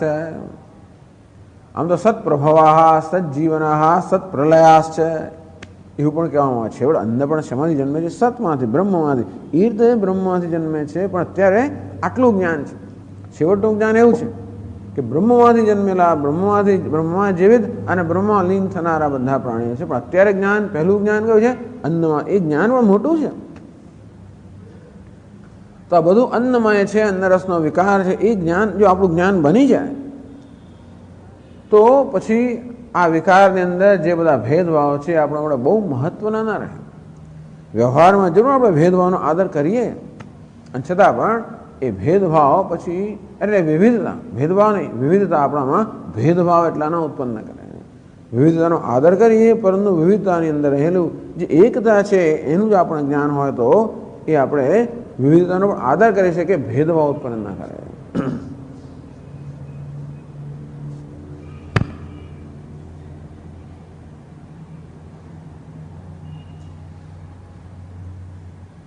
યસ્માત ચૈવમ તસ્માત સર્વૌષધમ. અન્નને સર્વૌષધ, બધાનું ઔષધ કહેવાય. પ્રાણી માત્રનું ઔષધ છે. ઔષધ એટલે ઔષધિ, રસાયણ એટલે કે દવા. એટલે આપણે ત્યાં અન્નને ઔષધ કહેવામાં આવે છે. અન્નને ઔષધની રીતે આપણે લેતા હોય તો બહુ સારી વસ્તુ પણ છે. અન્નને ખાલી ઠાંસવા માટે લઈએ અને આમ પેક કરી દઈએ ને આમ ફટાક આમ બોલાય ને ઊભા ના થવાય એવી તો કરી દે જુદી વાત છે. અન્નને ઔષધની રીતે લેવામાં આવે, ઔષધ જ છે. એટલે ઔષધની જેમ અન્ન લેવામાં આવે તો અન્ન આપણા શરીરને પોષણ કરનારો નીવડે. નહીં તો પછી અનેક બધા ટોક્સિન અનેક ઝેર બધું ભેગું, કારણ કે શરીર બિચારું હેન્ડલ ના કરી શકે ને જે તે ખાઈએ તે. એટલે પછી કંઈક થોડું અંદર રહી જાય ને જાત જાતનું થાય ને બધું, એ પછી બધું ભેગું થાય, જમા થાય, જાત જાતના રોગના રૂપમાં પરિણમે. બાકી જો વ્યવસ્થિત લેવામાં તો અન્ન ઔષધ છે. સર્વ પ્રાણીનામ દેહદાહ પ્રશમનમ અન્નમ ઉચ્યતે. જો કહી તો એની સરળ વ્યાખ્યા કરવામાં આવી, દેહની અંદર જે દાહ થતો હોય, જાઠરકૃતા ક્ષુદ્દાહ, આ જઠરાગ્નિને કારણે જે ક્ષુધાનો દાહ થતો હોય એ દાહનું શમન કરનારો હોવાને કારણે અન્નને ઔષધિ કહેવામાં આવી. ક્ષુદ્ધ વ્યાધિશ્ચ ચિકિત્સિતા. રવિશંકરે ક્ષુધા નામની જે વ્યાધિ છે એની ચિકિત્સા કરવી જોઈએ. ભિક્ષૌષધમ ભુજ્યતા, ભિક્ષારૂપી ઔષધિ છે એનું ભોજન કરવું જોઈએ. એ રીતે ક્ષુધાને જો વ્યાધિ ગણવામાં આવે, અન્નને ઔષધિ ગણવામાં આવે છે. પ્રાણી માત્રને ક્ષુધા નામની વ્યાધિ હોય છે, એના માટે પ્રાણી માત્રનું આ ઔષધ છે. હવે કહ્યું તે પ્રમાણે આ જે કહેવામાં આવ્યું એ આપણા જ્ઞાનનો વિષય બનવો જોઈએ. અર્થાત એ આપણે માટે એનું ધ્યાન થવું જોઈએ. આજે આ સત્ય છે એ સત્ય આપણા માટે એક વાસ્તવિકતા બનવી જોઈએ. આપણે આટલું ખાલી કહીને રહી જઈએ એટલું જ નહીં કે બધું અન્નમાંથી જીવે છે વગેરે, પણ એ આપણું જ્ઞાન બનવું જોઈએ. એ જ્ઞાન બનવા માટે સતત આ જે વસ્તુ છે એનું આપણે ધ્યાન કરીએ, આપણા મનમાં રાખીએ, એનું દર્શન કરીએ મનમાં. અને એ રીતે આ જે સત્ય છે કે બધું અન્નમાંથી જન્મેલું છે, અન્નમાં જ સ્થિતિ ધરાવે છે, અન્નમાં જ લીન થાય છે, આ જે સત્ય છે, જીવનની વાસ્તવિકતા છે, એ વાસ્તવિક એ જે સત્ય છે એ જેનું વડે વાસ્તવિકતા બની ગઈ છે, અર્થાત જેનું આ જ્ઞાન બની ગયું છે, એને શું ફળ મળે છે એ કહે છે. આગળ સમજાવે છે, અન્ન બ્રહ્મવિદઃ ફલમુચ્યતે.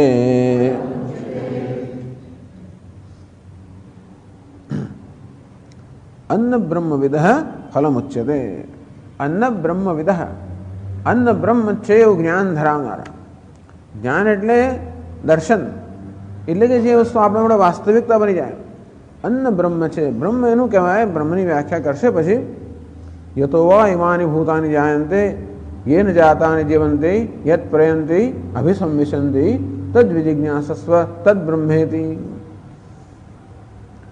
તો ભૃગુવલ્લીમાં બ્રહ્મની વ્યાખ્યા કરશે. બ્રહ્મ એટલે જગત કારણમ, જેમાંથી સર્વ પ્રાણીઓનો જન્મ થાય છે, જેમાં એમની સ્થિતિ છે, જેમાં એમનો લય થાય છે, એનું નામ બ્રહ્મ, એને બ્રહ્મ કહેવાય છે.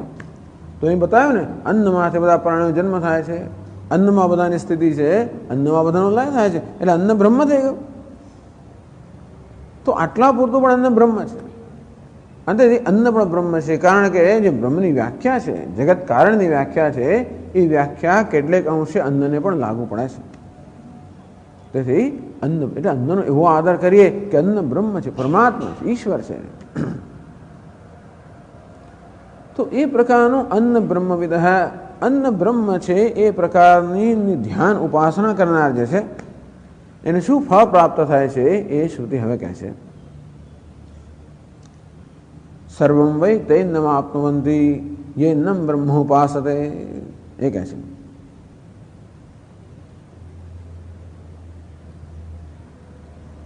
સર્વમ વૈ તે સમસ્તમ અન્નમ આપનુવંતે કે યે અન્નમ બ્રહ્મ યથોક્તમ ઉપાસતે.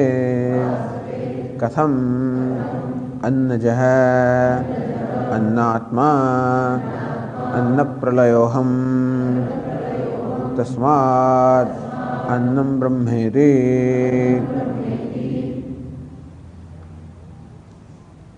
સર્વમ વૈ તે અન્નમાપ્નુવન્તિ યે અન્નમ બ્રહ્મ ઉપાસતે.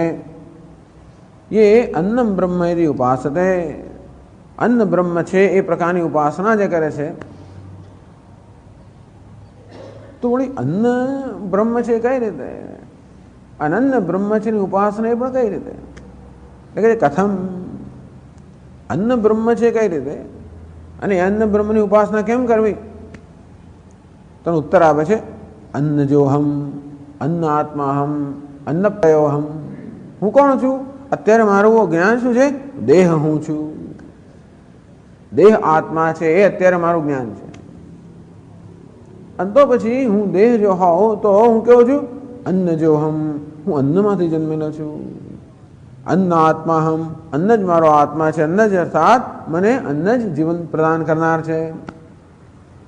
અન્ન પ્રલયોહમ, હું અન્નમાં જ પ્રલીન થનારો છું. વાત સાચી છે ને? અત્યારે દેહ હું છું. સવા એશ પુરુષો નરસમય, અત્યારે અન્ન રસમય એ જ આત્મા છે, એ મારું આ જ્ઞાન છે. અને તો હું અન્નમાંથી જન્મ્યો છું. અન્નમાં મારી સ્થિતિ છે, અન્નમાં જ મારો લય છે. એથી ઉપાસતે, આ પ્રકારે ઉપાસના અને અહંગ્રહ ઉપાસના કહેવામાં આવે છે. અહીં અન્ન અર્થનો અન્ન શબ્દનો અર્થ વિરાટ કરવામાં આવે. વિરાટ એટલે સ્થૂળ શરીર ઉપહિત ચૈતન્ય. તો આ સમગ્ર સમષ્ટિ સ્થૂળ શરીર ઉપહિત ચૈતન્યમ, આ સમષ્ટિ સ્થૂળ શરીર છે અન્નમય જગત, એની અંદર અહમભાવ ધરાવનાર ચૈતન્યને વિરાટ કહેવામાં આવે. એક શરીરમાં અહમભાવ ધરાવનાર ચૈતન્યને વિશ્વ કહેવામાં આવે અને સમષ્ટિ સ્થૂળ શરીરમાં અહમભાવ ધરાવનાર ચૈતન્યને વિરાટ કહેવામાં આવે. હું વિરાટ છું, હું સમષ્ટિ અન્ન છું. કારણ કે સમષ્ટિ અન્નમાંથી બધા પ્રાણીનો જન્મ થયો, એમાં જ બધા પ્રાણીઓની સ્થિતિ છે, એમાં જ બધા પ્રાણીઓનો લય છે. આ રીતે મારો દેહ તો છે એ અન્નનો વિકાર છે, પણ મારા દેહમાં જે સામાન્ય અન્ન છે એ કેવું છે? વિરાટ કારણરૂપ. હું જગતનું કારણ છું, હું વિરાટ છું અને હું અન્ન સ્વરૂપ વિરાટ છું, જેમાંથી આ બધા પ્રાણીનો જન્મ થયો, બધા પ્રાણીની સ્થિતિ છે, બધા પ્રાણીનો લય છે. આ પ્રકારની ઉપાસનાને અહંગ્રહ ઉપાસના કહેવાય છે. ઉપાસના બે રીતે થાય. એક તો જેની ઉપાસના કરતો હોઉં, ધ્યાન કરતો હોઉં, આરાધના કરતો હોય, દેવતામાંથી ભિન્ન એ પ્રકારની આરાધના થાય. અથવા તો જેની આરાધના કરતો હોય દેવતા હું જ છું, એ દેવની અહમ ભાવ, હું જ હનુમાન, હું જ ગણેશ છું, હનુમાન, એ પ્રકાર અહંગ્રહ ઉપાસના. એટલે પોતાના પર એ પ્રકારનો આરોપ કરો કે તો પોતે એ દેવતા જુદા છે એ પ્રકારની ઉપાસના કરવી, અથવા પોતાનામાં દેવત્વનો આરોપ કરવો કે હું વિરાટ છું. વિરાટ એટલે સમષ્ટિ શરીર ઉપહિત ચૈતન્યમ, આમ સમગ્ર વિશ્વ સાથે હું તાદાત્મ્ય ધરાવું છું. એને અહંગ્રહ ઉપાસના. એટલે સમગ્ર સર્વ પ્રાણીઓ મારામાંથી જન્મેલા છે, સર્વ પ્રાણીઓની મારામાં સ્થિતિ છે, સર્વ પ્રાણીનો મારામાં લય થાય છે, એવો હું સમષ્ટિ અન્ન સ્વરૂપ વિરાટ હું છું. બ્રહ્મ એટલે સમષ્ટિ, તો અન્નમ બ્રહ્મે બ્રહ્મ ઉપાસકે, હું સમષ્ટિ અન્ન અર્થાત વિરાટ છું, એ પ્રકારની ઉપાસના કરે છે, અહંગ્રહ ઉપાસના. યસ્માદન્નમ પ્રથમ કોશ જાતસ્ય જન્મસ્થિતિ પ્રલય કારણમ તસ્માદ અન્નમ બ્રહ્મ. કારણ કે અન્ન જે છે એ અન્નમય કોશ છે, એનો જન્મ માટે, સ્થિતિ માટે, લય માટેનું કારણ છે, માટે એ અર્થમાં અન્નને બ્રહ્મ કહી શકાય. કે અત્યારનું આપણું જ્ઞાન કેવું છે કે હું દેહ છું, બસ એ જ્ઞાન જ્યાં સુધી ત્યાં સુધી અન્ન બ્રહ્મ છે. હું પ્રાણ છું એવું જ્યારે જ્ઞાન થાય તો હિરણ્યગર્ભ બ્રહ્મ બની જાય.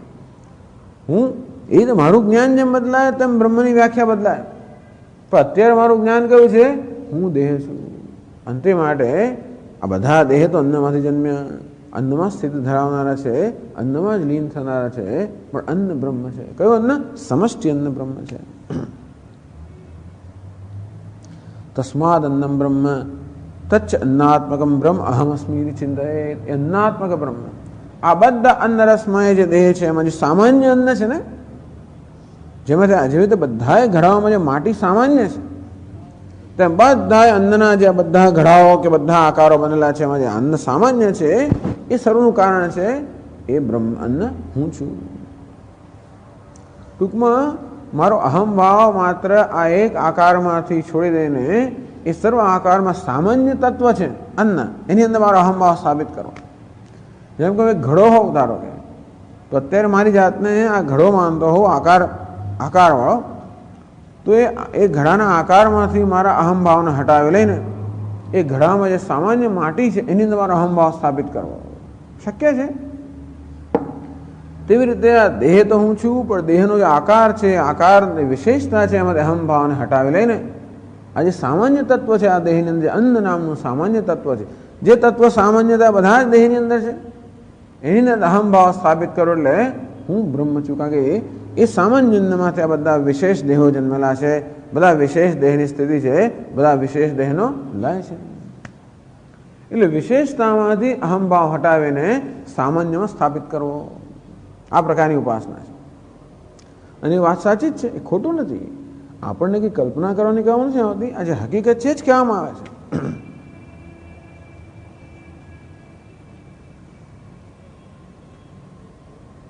અંતો એનું સર્વમ વૈ તે સમસ્તમ અન્નજાતમ આપનુવંતી.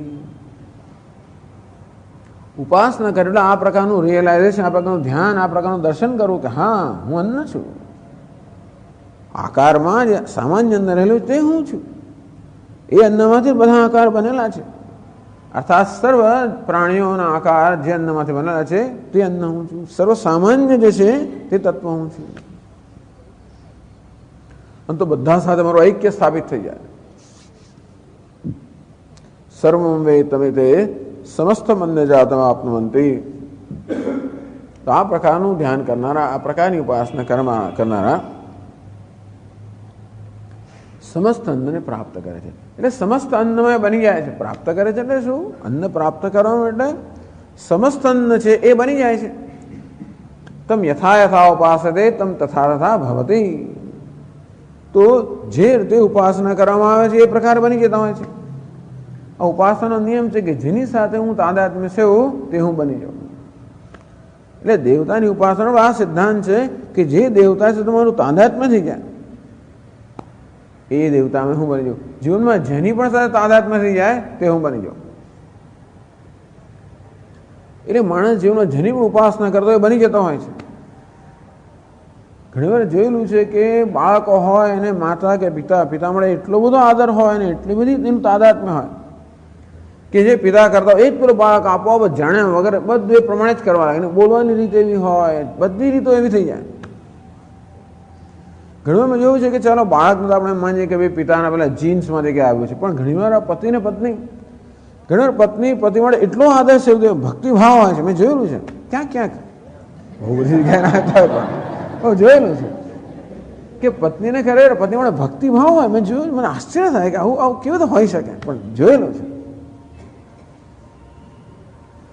એને કારણે પતિની જે કંઈ બધી રીતભાત હોય ને બોલવા ચાલવાની બધી પત્નીમાં આવી જતી હોય છે. એને ખબર પણ ના પડે, કારણ કે એટલું એક તાદાત્મ્ય છે. આમ તાદાત્મ્ય જ્યારે સેવામાં આવે ત્યારે જેની સાથે તાદાત્મ્ય સેવામાં આવે છે એના ગુણો આપોઆપ જ આપવામાં આવે.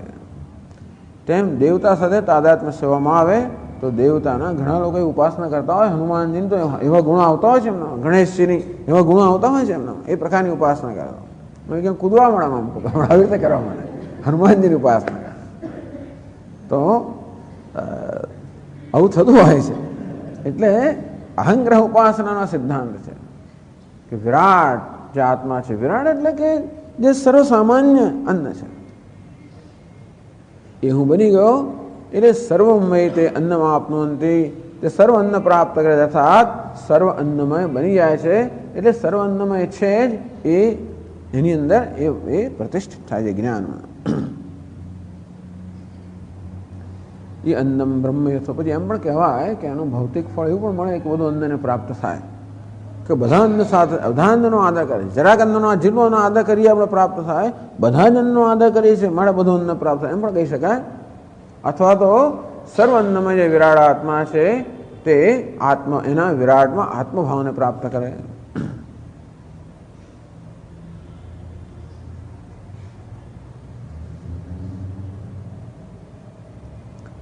તો આગળ કહે છે કુતઃ પુનઃ સર્વાન્ન પ્રાપ્તિ ફલમ અન્નાત્મોપાસનમ ઇતિ ઉચ્યતે.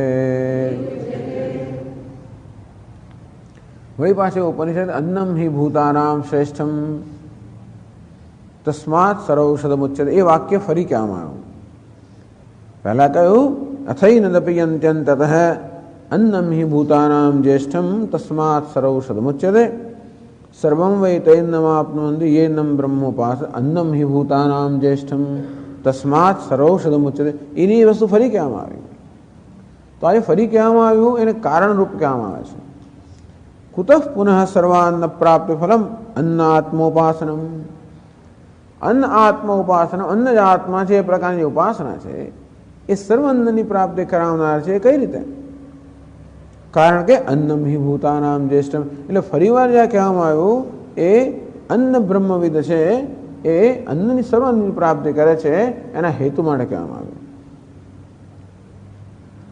અન્નમ હિ કારણ કે અન્નમ હિ ભૂતાનામ જ્યેષ્ઠમ કારણ કે અન્ન આ પ્રાણીઓમાં જ્યેષ્ઠ છે પ્રથમ જન્મેલું છે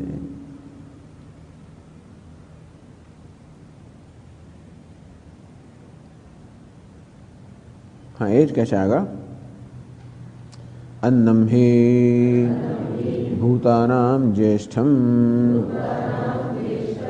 भूतेभ्यः पूर्वं निष्पन्नत्वात् ज्येष्ठं हि यस्मात् तस्मात् सर्वौषधमुच्यते तस्मात् उपपन्ना सर्वान्नात्मोपासकस्य सर्वान्न प्राप्तिः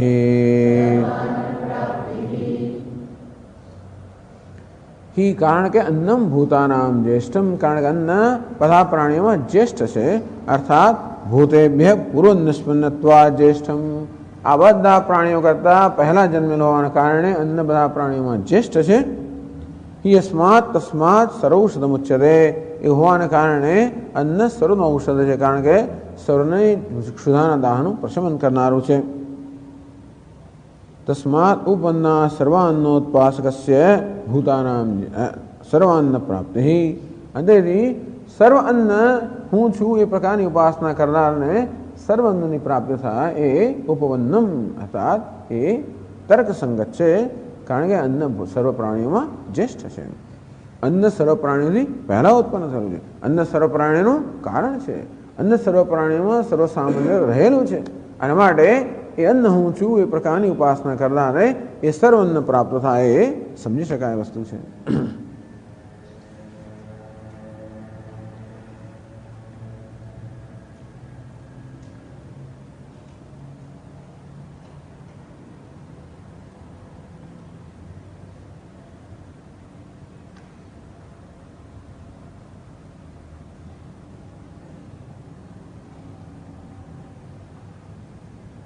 બરાબર છે એટલે કહ્યું તે પ્રમાણે અન્ન સર્વ પ્રાણીમાં વ્યાપ્ત છે સર્વ સામાન્ય રીતે એની અંદર અહમ ભાવવાને કારણે હું પણ સર્વ પ્રાણીમાં વ્યાપ્ત થઈ ગયું એટલે બધું અન્ન મને પ્રાપ્ત થયું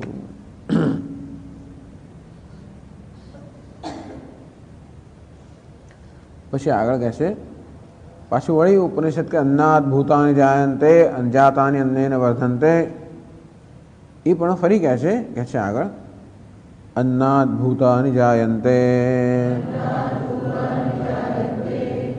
जातान्यन्नेन वर्धन्ते इति उपसंहारार्थं पुनर्वचनम् अन्नाद भूतानि जायन्ते अन्नमाथी सर्व प्राणियों जन्मे છે જાતાની અન્નેન વર્ધન્તે જન્મેલા બધા અન્નથી વૃદ્ધિ પામે છે इति उपसंहारार्थम पुनर्वचनम ए आ मंत्र છે એનો ઉપસંહાર કરવા માટે ફરી કહેવામાં આવે પુનર્વચન હવે અન્ન શબ્દની વ્યાખ્યા આપે છે આ મંત્ર એ કહે છે ઇદાનીમ અન્ન નિર્વચનમ ઉચ્યતે તો આ શ્રુતિ છે જે મંત્ર છે પોતે અન્ન શબ્દની વ્યાખ્યા આપે છે નિર્વચનમ નિર્વચન વ્યાખ્યા વ્યુત્પત્તિ અન્ન શબ્દ કેવી રીતે વ્યુત્પન્ન થયો અન્ન શબ્દ છે અદ ધાતુમાંથી બનેલો છે અદ એટલે કે ખાવું અદ ધાતુમાંથી અન્ન શબ્દ બન્યો તો શ્રુતિ સમજાવે છે કે કેવી રીતે અન્ન શબ્દ અદ ધાતુઓથી બન્યો, કઈ રીતે એને અન્ન કહેવાય છે? એટલે કહે છે અદ્યતે ચ ભૂતાની તસ્માદન્નં તદુચ્યતે ઇતિ, એ સમજાવે છે. અદ્યતે ભુજ્યતે ચૈવ યદ્ભૂતૈઃ અન્નમ અત્તિ ચ ભૂતાની સ્વયં તસ્માદ ભૂતૈઃ ભુજ્યમાનત્વાદ ભૂતભોક્તૃત્વાચ્ચ અન્નં તદુચ્યતે इति शब्दः प्रथमकोश परिसमाप्त्यर्थः.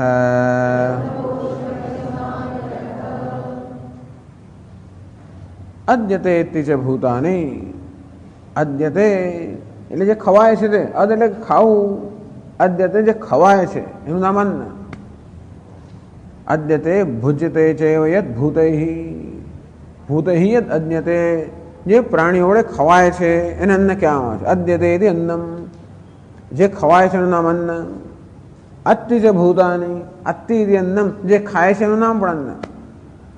કારણ કે પ્રાણીઓ વડે ખવાય છે માટે અન્ન છે, અને કારણ કે પ્રાણીઓને ખાય છે બંને. સ્વયં ચ ભૂતાની અત્તિ, અન્ન પોતે પણ પ્રાણીનો ખાઈ જાય છે.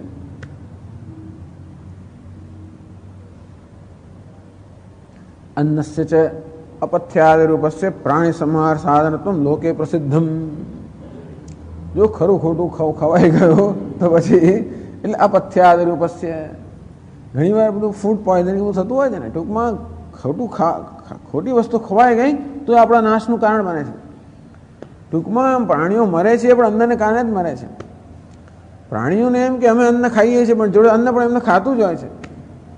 કારણ કે ખાવાની પ્રક્રિયામાં પછી જ્યારે વિવેક રહેતો નથી ત્યારે બધી જાત જાતની વસ્તુ ખવાતી હોય, જે ખરેખર શરીરને હાનિ કરનારી હોય, એ પણ સ્વાદને કારણે ખવાતી હોય, તો એ જ અન્ન છેવટે આ શરીરનો નાશ કરનારું નીવડે છે. પ્રાણીને ખાનારું પણ એ જ અન્ન છે. પ્રાણીઓ વડે ખવાય છે એ માટે અન્ન કહેવાય છે, અને જોડે જોડે પ્રાણીઓને ખાય છે એ માટે અન્ન કહેવાય છે. આમ દાંત અન્નને ચાવ્યા કરે ખરા, પણ અન્ન પણ ધીમે ધીમે ધીમે દાંતની અંદર જઈ જઈને કોતરીને દાંતને છેવટે દાંતને ખલાસ કરનારો પણ અન્ન જ હોય છે ને. એ પેલા એના કણો અંદર ભરાઈ ગયા હોય એમ કરતા કરતા કઈ સડો ફેલાવીને એમ કરીને એને પાણી નાખે, ધીમે ધીમે કામ કરતું હોય છે. એટલે આપણને એમ કે હું આટલા દાંત ધરાવું છું અને ચાવનારો છું, પણ ધીમે અન્ન મને ચાવી જ રહ્યું છે. અદ્યતે અત્તિ ચ ભૂતાની, આમ જે ખવાય છે અને જોડે જોડે જે પ્રાણીઓને ખાય છે એને અન્ન કહેવામાં આવે છે. એમ અન્ન શબ્દની વ્યાખ્યા પણ ઉપનિષદ એટલે કે આ મંત્રે જોડે જોડે આપી દીધી. તસ્માદ તે કારણથી ભૂતૈઃ ભુજ્યમાનત્વાत्, કારણ કે પ્રાણીઓ વડે ખવાય છે. ભૂત ભોક્તૃત્વાચ્ચ, કારણ કે પ્રાણીઓને ખાનારું છે. તસ્માદ અન્નમ તદુચ્યતે, એટલા માટે એને અન્ન કહેવામાં આવે છે. ઇતિ શબ્દ પ્રથમ કોશ પરિસમાપ્ય તસ્માદ અન્નમ તદુચ્યતે ઇતિ. ઇતિ શબ્દ છે મંત્રની સમાપ્તિ પણ છે, અને જોડે જોડે પ્રથમ કોષની જે ચર્ચા અન્નમય રસ કોષની એની ચર્ચાની સમાપ્તિ પણ ઇતિ શબ્દથી કરવામાં આવી. આમ અન્નમય કોષ છે એની, એટલે અન્નમય કોષ ખરેખર તો શરીરની ચર્ચા કરીએ. બહુ મોટું મહાન જ્ઞાન આપવાનું કે શરીર અન્નમાંથી બન્યું છે, અન્નમયની સ્થિતિ છે, અન્નમયનો લય છે. બસ આટલું પહેલા જ્ઞાન આપવામાં આવ્યું કે આ શરીર અન્ન છે. અને કોષ ક્યારે કહેવાય? એ શરીરમાં અહમ બુદ્ધિ હોય ત્યારે જ કોષ કહેવાય. એ શરીર હોય છતાં એ કોષ ન હોય. જે શરીરની અંદર અહમ ભાવ ન હોય, એ પ્રકારનો ભ્રમ ન હોય, તો પછી શરીર બિચારું કોષ નથી. ઘણા શરીરને બહુ વાંક આપતા હોય છે, જોયેલા છે મેં સાંભળ્યું. હા, यही अपना दुश्मन है. एक महात्मा कहे कि बस यही हमारा दुश्मन है. આ શરીરને બિચારા દુશ્મન કહે, क्योंकि यही हमको ब्रह्म भाव से हमको वंचित रखता है. એ બિચારા શું વાંક? અંદરનો કઈ શરીરનો વાંક છે? શરીર છે માટે અહમ ભાવ છે, માટે દૂર કરો. અરે ભાઈ, અહમ ભાવને દૂર કરો, શરીરને શું કામ દૂર કરે? શરીરને દૂર કરો, બીજામાં અહમ ભાવ જોડવાનો છે ને. તો એક જણે દૂર કરે, બીજામાં અહમ ભાવ જોડશે, પણ અહમ ભાવ દૂર કરવાની જરૂર છે. શું દૂર કરવું એ ખબર ના પડે તો ઘણી વાર આપણે ખોટી વસ્તુ દૂર કરી દેતા હોય, અને તેથી દુનિયામાં મોટે ભાગે એવું જ થતું હોય છે. જે દૂર કરવાનું એ કરતા નથી કરવાનું દૂર કરી દેતા હોય છે. પણ શરીરમાં અહમભાવ દૂર કરવાનો શરીરનો કોઈ વાંક નથી. શરીર માધ્યમ ખરું એ તો બિચારું આપણે ધર્મનું સાધન છે. અને એટલે મારે એનો એમ ના માનવું કે આમાં કોઈ શરીરનો તિરસ્કાર શ્રુતિ કરે છે. ખાલી આપણે જ્ઞાન આપે છે કે આ શરીર અન્ન છે અને એ અન્નના રસમાંથી બનેલું છે ને એ શરીર હું છું એ પ્રકારનું પહેલું જ્ઞાન છે.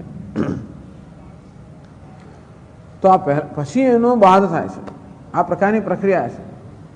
પહેલો બાદ શેનો થયો કે જે પુત્ર વગેરેમાં આત્મભાવ હતો એનો બાદ કરીને આ દેહ હું છું એ પ્રકારે એમાં આત્મભાવ થયો.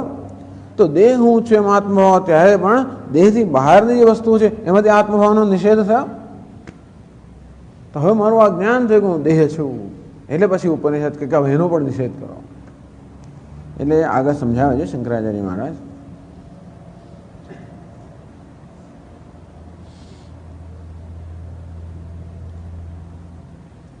इत्थम अन्नमय कोशम निरूप्य तस्य अनात्मत्व सिद्धे प्राणमय कोश वाक्य प्रवृत्ति ही. आ प्रकारे अन्नमय कोश निरूपण કરીને अन्नमय પણ અનાત્મા છે. પહેલા અન્ન આત્મા છે જાતે જ કહે છે, પછી શું કહે છે કે નહીં अन्नमय પણ અનાત્મા છે. તો તસ્ય અનાત્મત્વ સિદ્ધે अन्नमय अनात्मा છે એની સિદ્ધિ કરવા માટે બીજા કશાકને આત્મા સિદ્ધ કરવો પડે ને. તો આપણે જ્યારે જાણીએ કે અન્ન સિવાયનું બીજું કોઈ આત્મા છે ત્યારે જ अन्नमयનું અનાત્મત્વ સિદ્ધ થાય ને. પ્રાણમય કોશ વાક્ય પ્રવૃત્તિ ટૂંકમાં આખી એક પદ્ધતિ છે અને પ્રક્રિયા કહેવાય, મેથડ. એટલે આપણને ધીમે ધીમે સ્થૂળમાંથી મુક્ત કરીને સૂક્ષ્મતર સૂક્ષ્મતમ એની અંદર આત્મભાવ સ્થાપિત કરવાની એક પદ્ધતિ છે, સુંદર પદ્ધતિ. એટલે પેલા અન્નમય આત્મા છે એ પ્રકારનું મારું જ્ઞાન થયું. હવે એ અનાત્મા જેવું સિદ્ધ કરવા માટે શુદ્ધિ કહે નહીં અન્નમય આત્મા નથી, પ્રાણમય આત્મા છે. એટલે જે પ્રાણમયનું વાક્ય છે એ માત્ર અન્નમયમાં અનાત્મત્વની સિદ્ધિ કરવા માટે છે. એ પ્રાણ આત્મા છે એવું સિદ્ધ કરવા માટે નહીં, પરંતુ અન્નમય આત્મા નથી એ સિદ્ધ કરવા માટે આ પ્રાણમય કોશનું વાક્ય છે.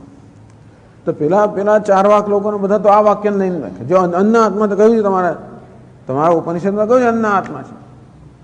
તો કે અન્નમય આત્મા એટલા માટે કહ્યું છે કે પેલો આત્મા નથી એટલા માટે કહ્યું છે, પેલો પુત્રના આત્મા માને છે.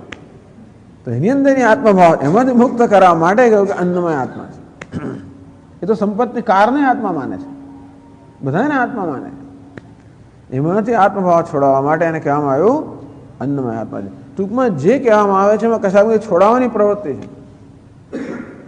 અન્નમાં લગાડવાની પ્રવૃત્તિ શ્રુતિ નથી, પરંતુ કશાકમાંથી છોડાવવાની પ્રવૃત્તિ છે. અંતે અન્નમયમાં આત્મભાવ જન્મ્યા પછી પ્રાણમયનું વાક્ય શેના માટે છે? અન્નમયમાં આત્મભાવમાંથી મુક્ત કરવાની છે. એટલે કે અન્નમય અનાત્મા છે એ સિદ્ધ કરવા માટે આ પ્રાણમય વાક્ય છે. એ પ્રકારનું તાત્પર્ય છે, બીજું કોઈ તાત્પર્ય નથી. પ્રાણ આત્મા છે એવું પ્રતિપાદન કરવાનું શુદ્ધનું તાત્પર્ય નથી, પરંતુ અન્નમય આત્મા નથી એ પ્રતિપાદન કરવાનું એમાં તાત્પર્ય છે. એટલે જ્યારે એમ કે શુદ્ધિ અન્નમય આત્મા છે ત્યારે અન્નમય આત્મા છે એવું પ્રતિપાદન કરવાનું તાત્પર્ય નથી, પુત્ર આત્મા નથી એવું પ્રતિપાદન કરવાનું તાત્પર્ય છે. અંતે પ્રાણમય આત્મા છે એમ જ્યારે કહે ત્યારે પ્રાણમય આત્મા એવું કહેવાનું એનું તાત્પર્ય નથી, પરંતુ અન્નમય આત્મા નથી એ કહેવાનું તાત્પર્ય છે. તો ધીમે ધીમે કેવી રીતે આપણે સ્થૂળ સ્તરમાં એટલે આત્માથી મુક્ત થઈએ એ પ્રકારની. એટલે કહ્યું ને શંકરાચાર્ય મહારાજે કે ભાઈ એને છેક અંદર લઈ જવાનો છે.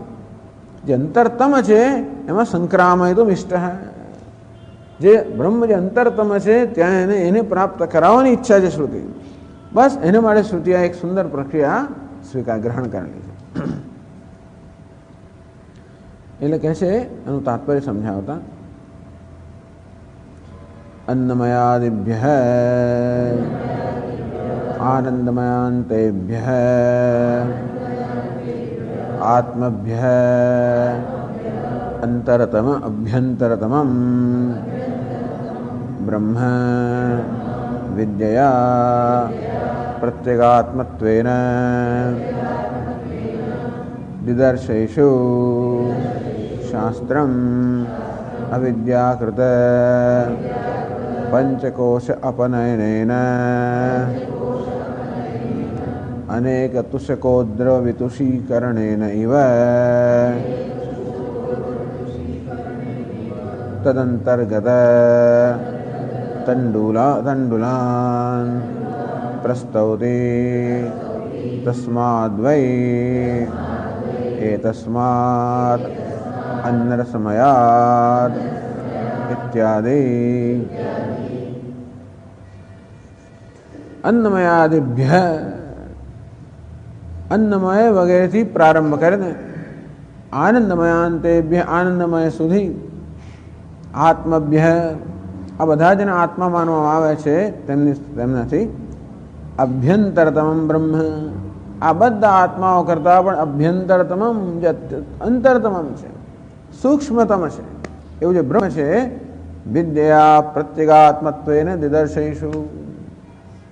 તો વિદ્યાથી આ માત્ર આ બુદ્ધિમાં સમજનો જ પ્રશ્ન છે, વ્યાકરણનો પ્રશ્ન નથી.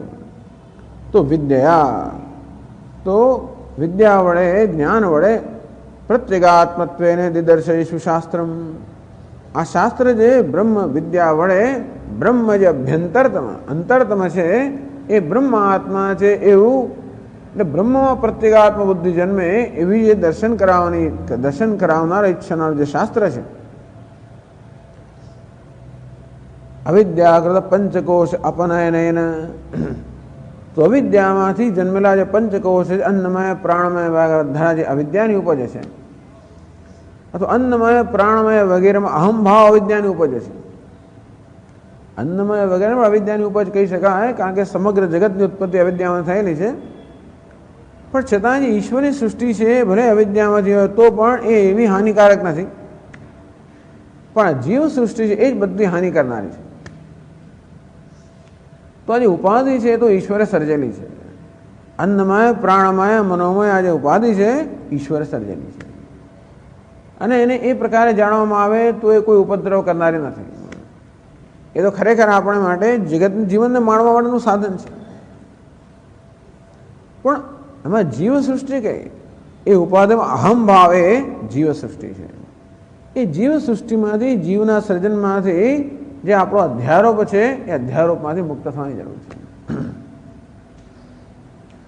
પછી ઈશ્વર સૃષ્ટિમાં તો મુક્ત થવાની એટલી જ જરૂર છે કે આ જે વૈવિધ્ય ઈશ્વરનું છે એ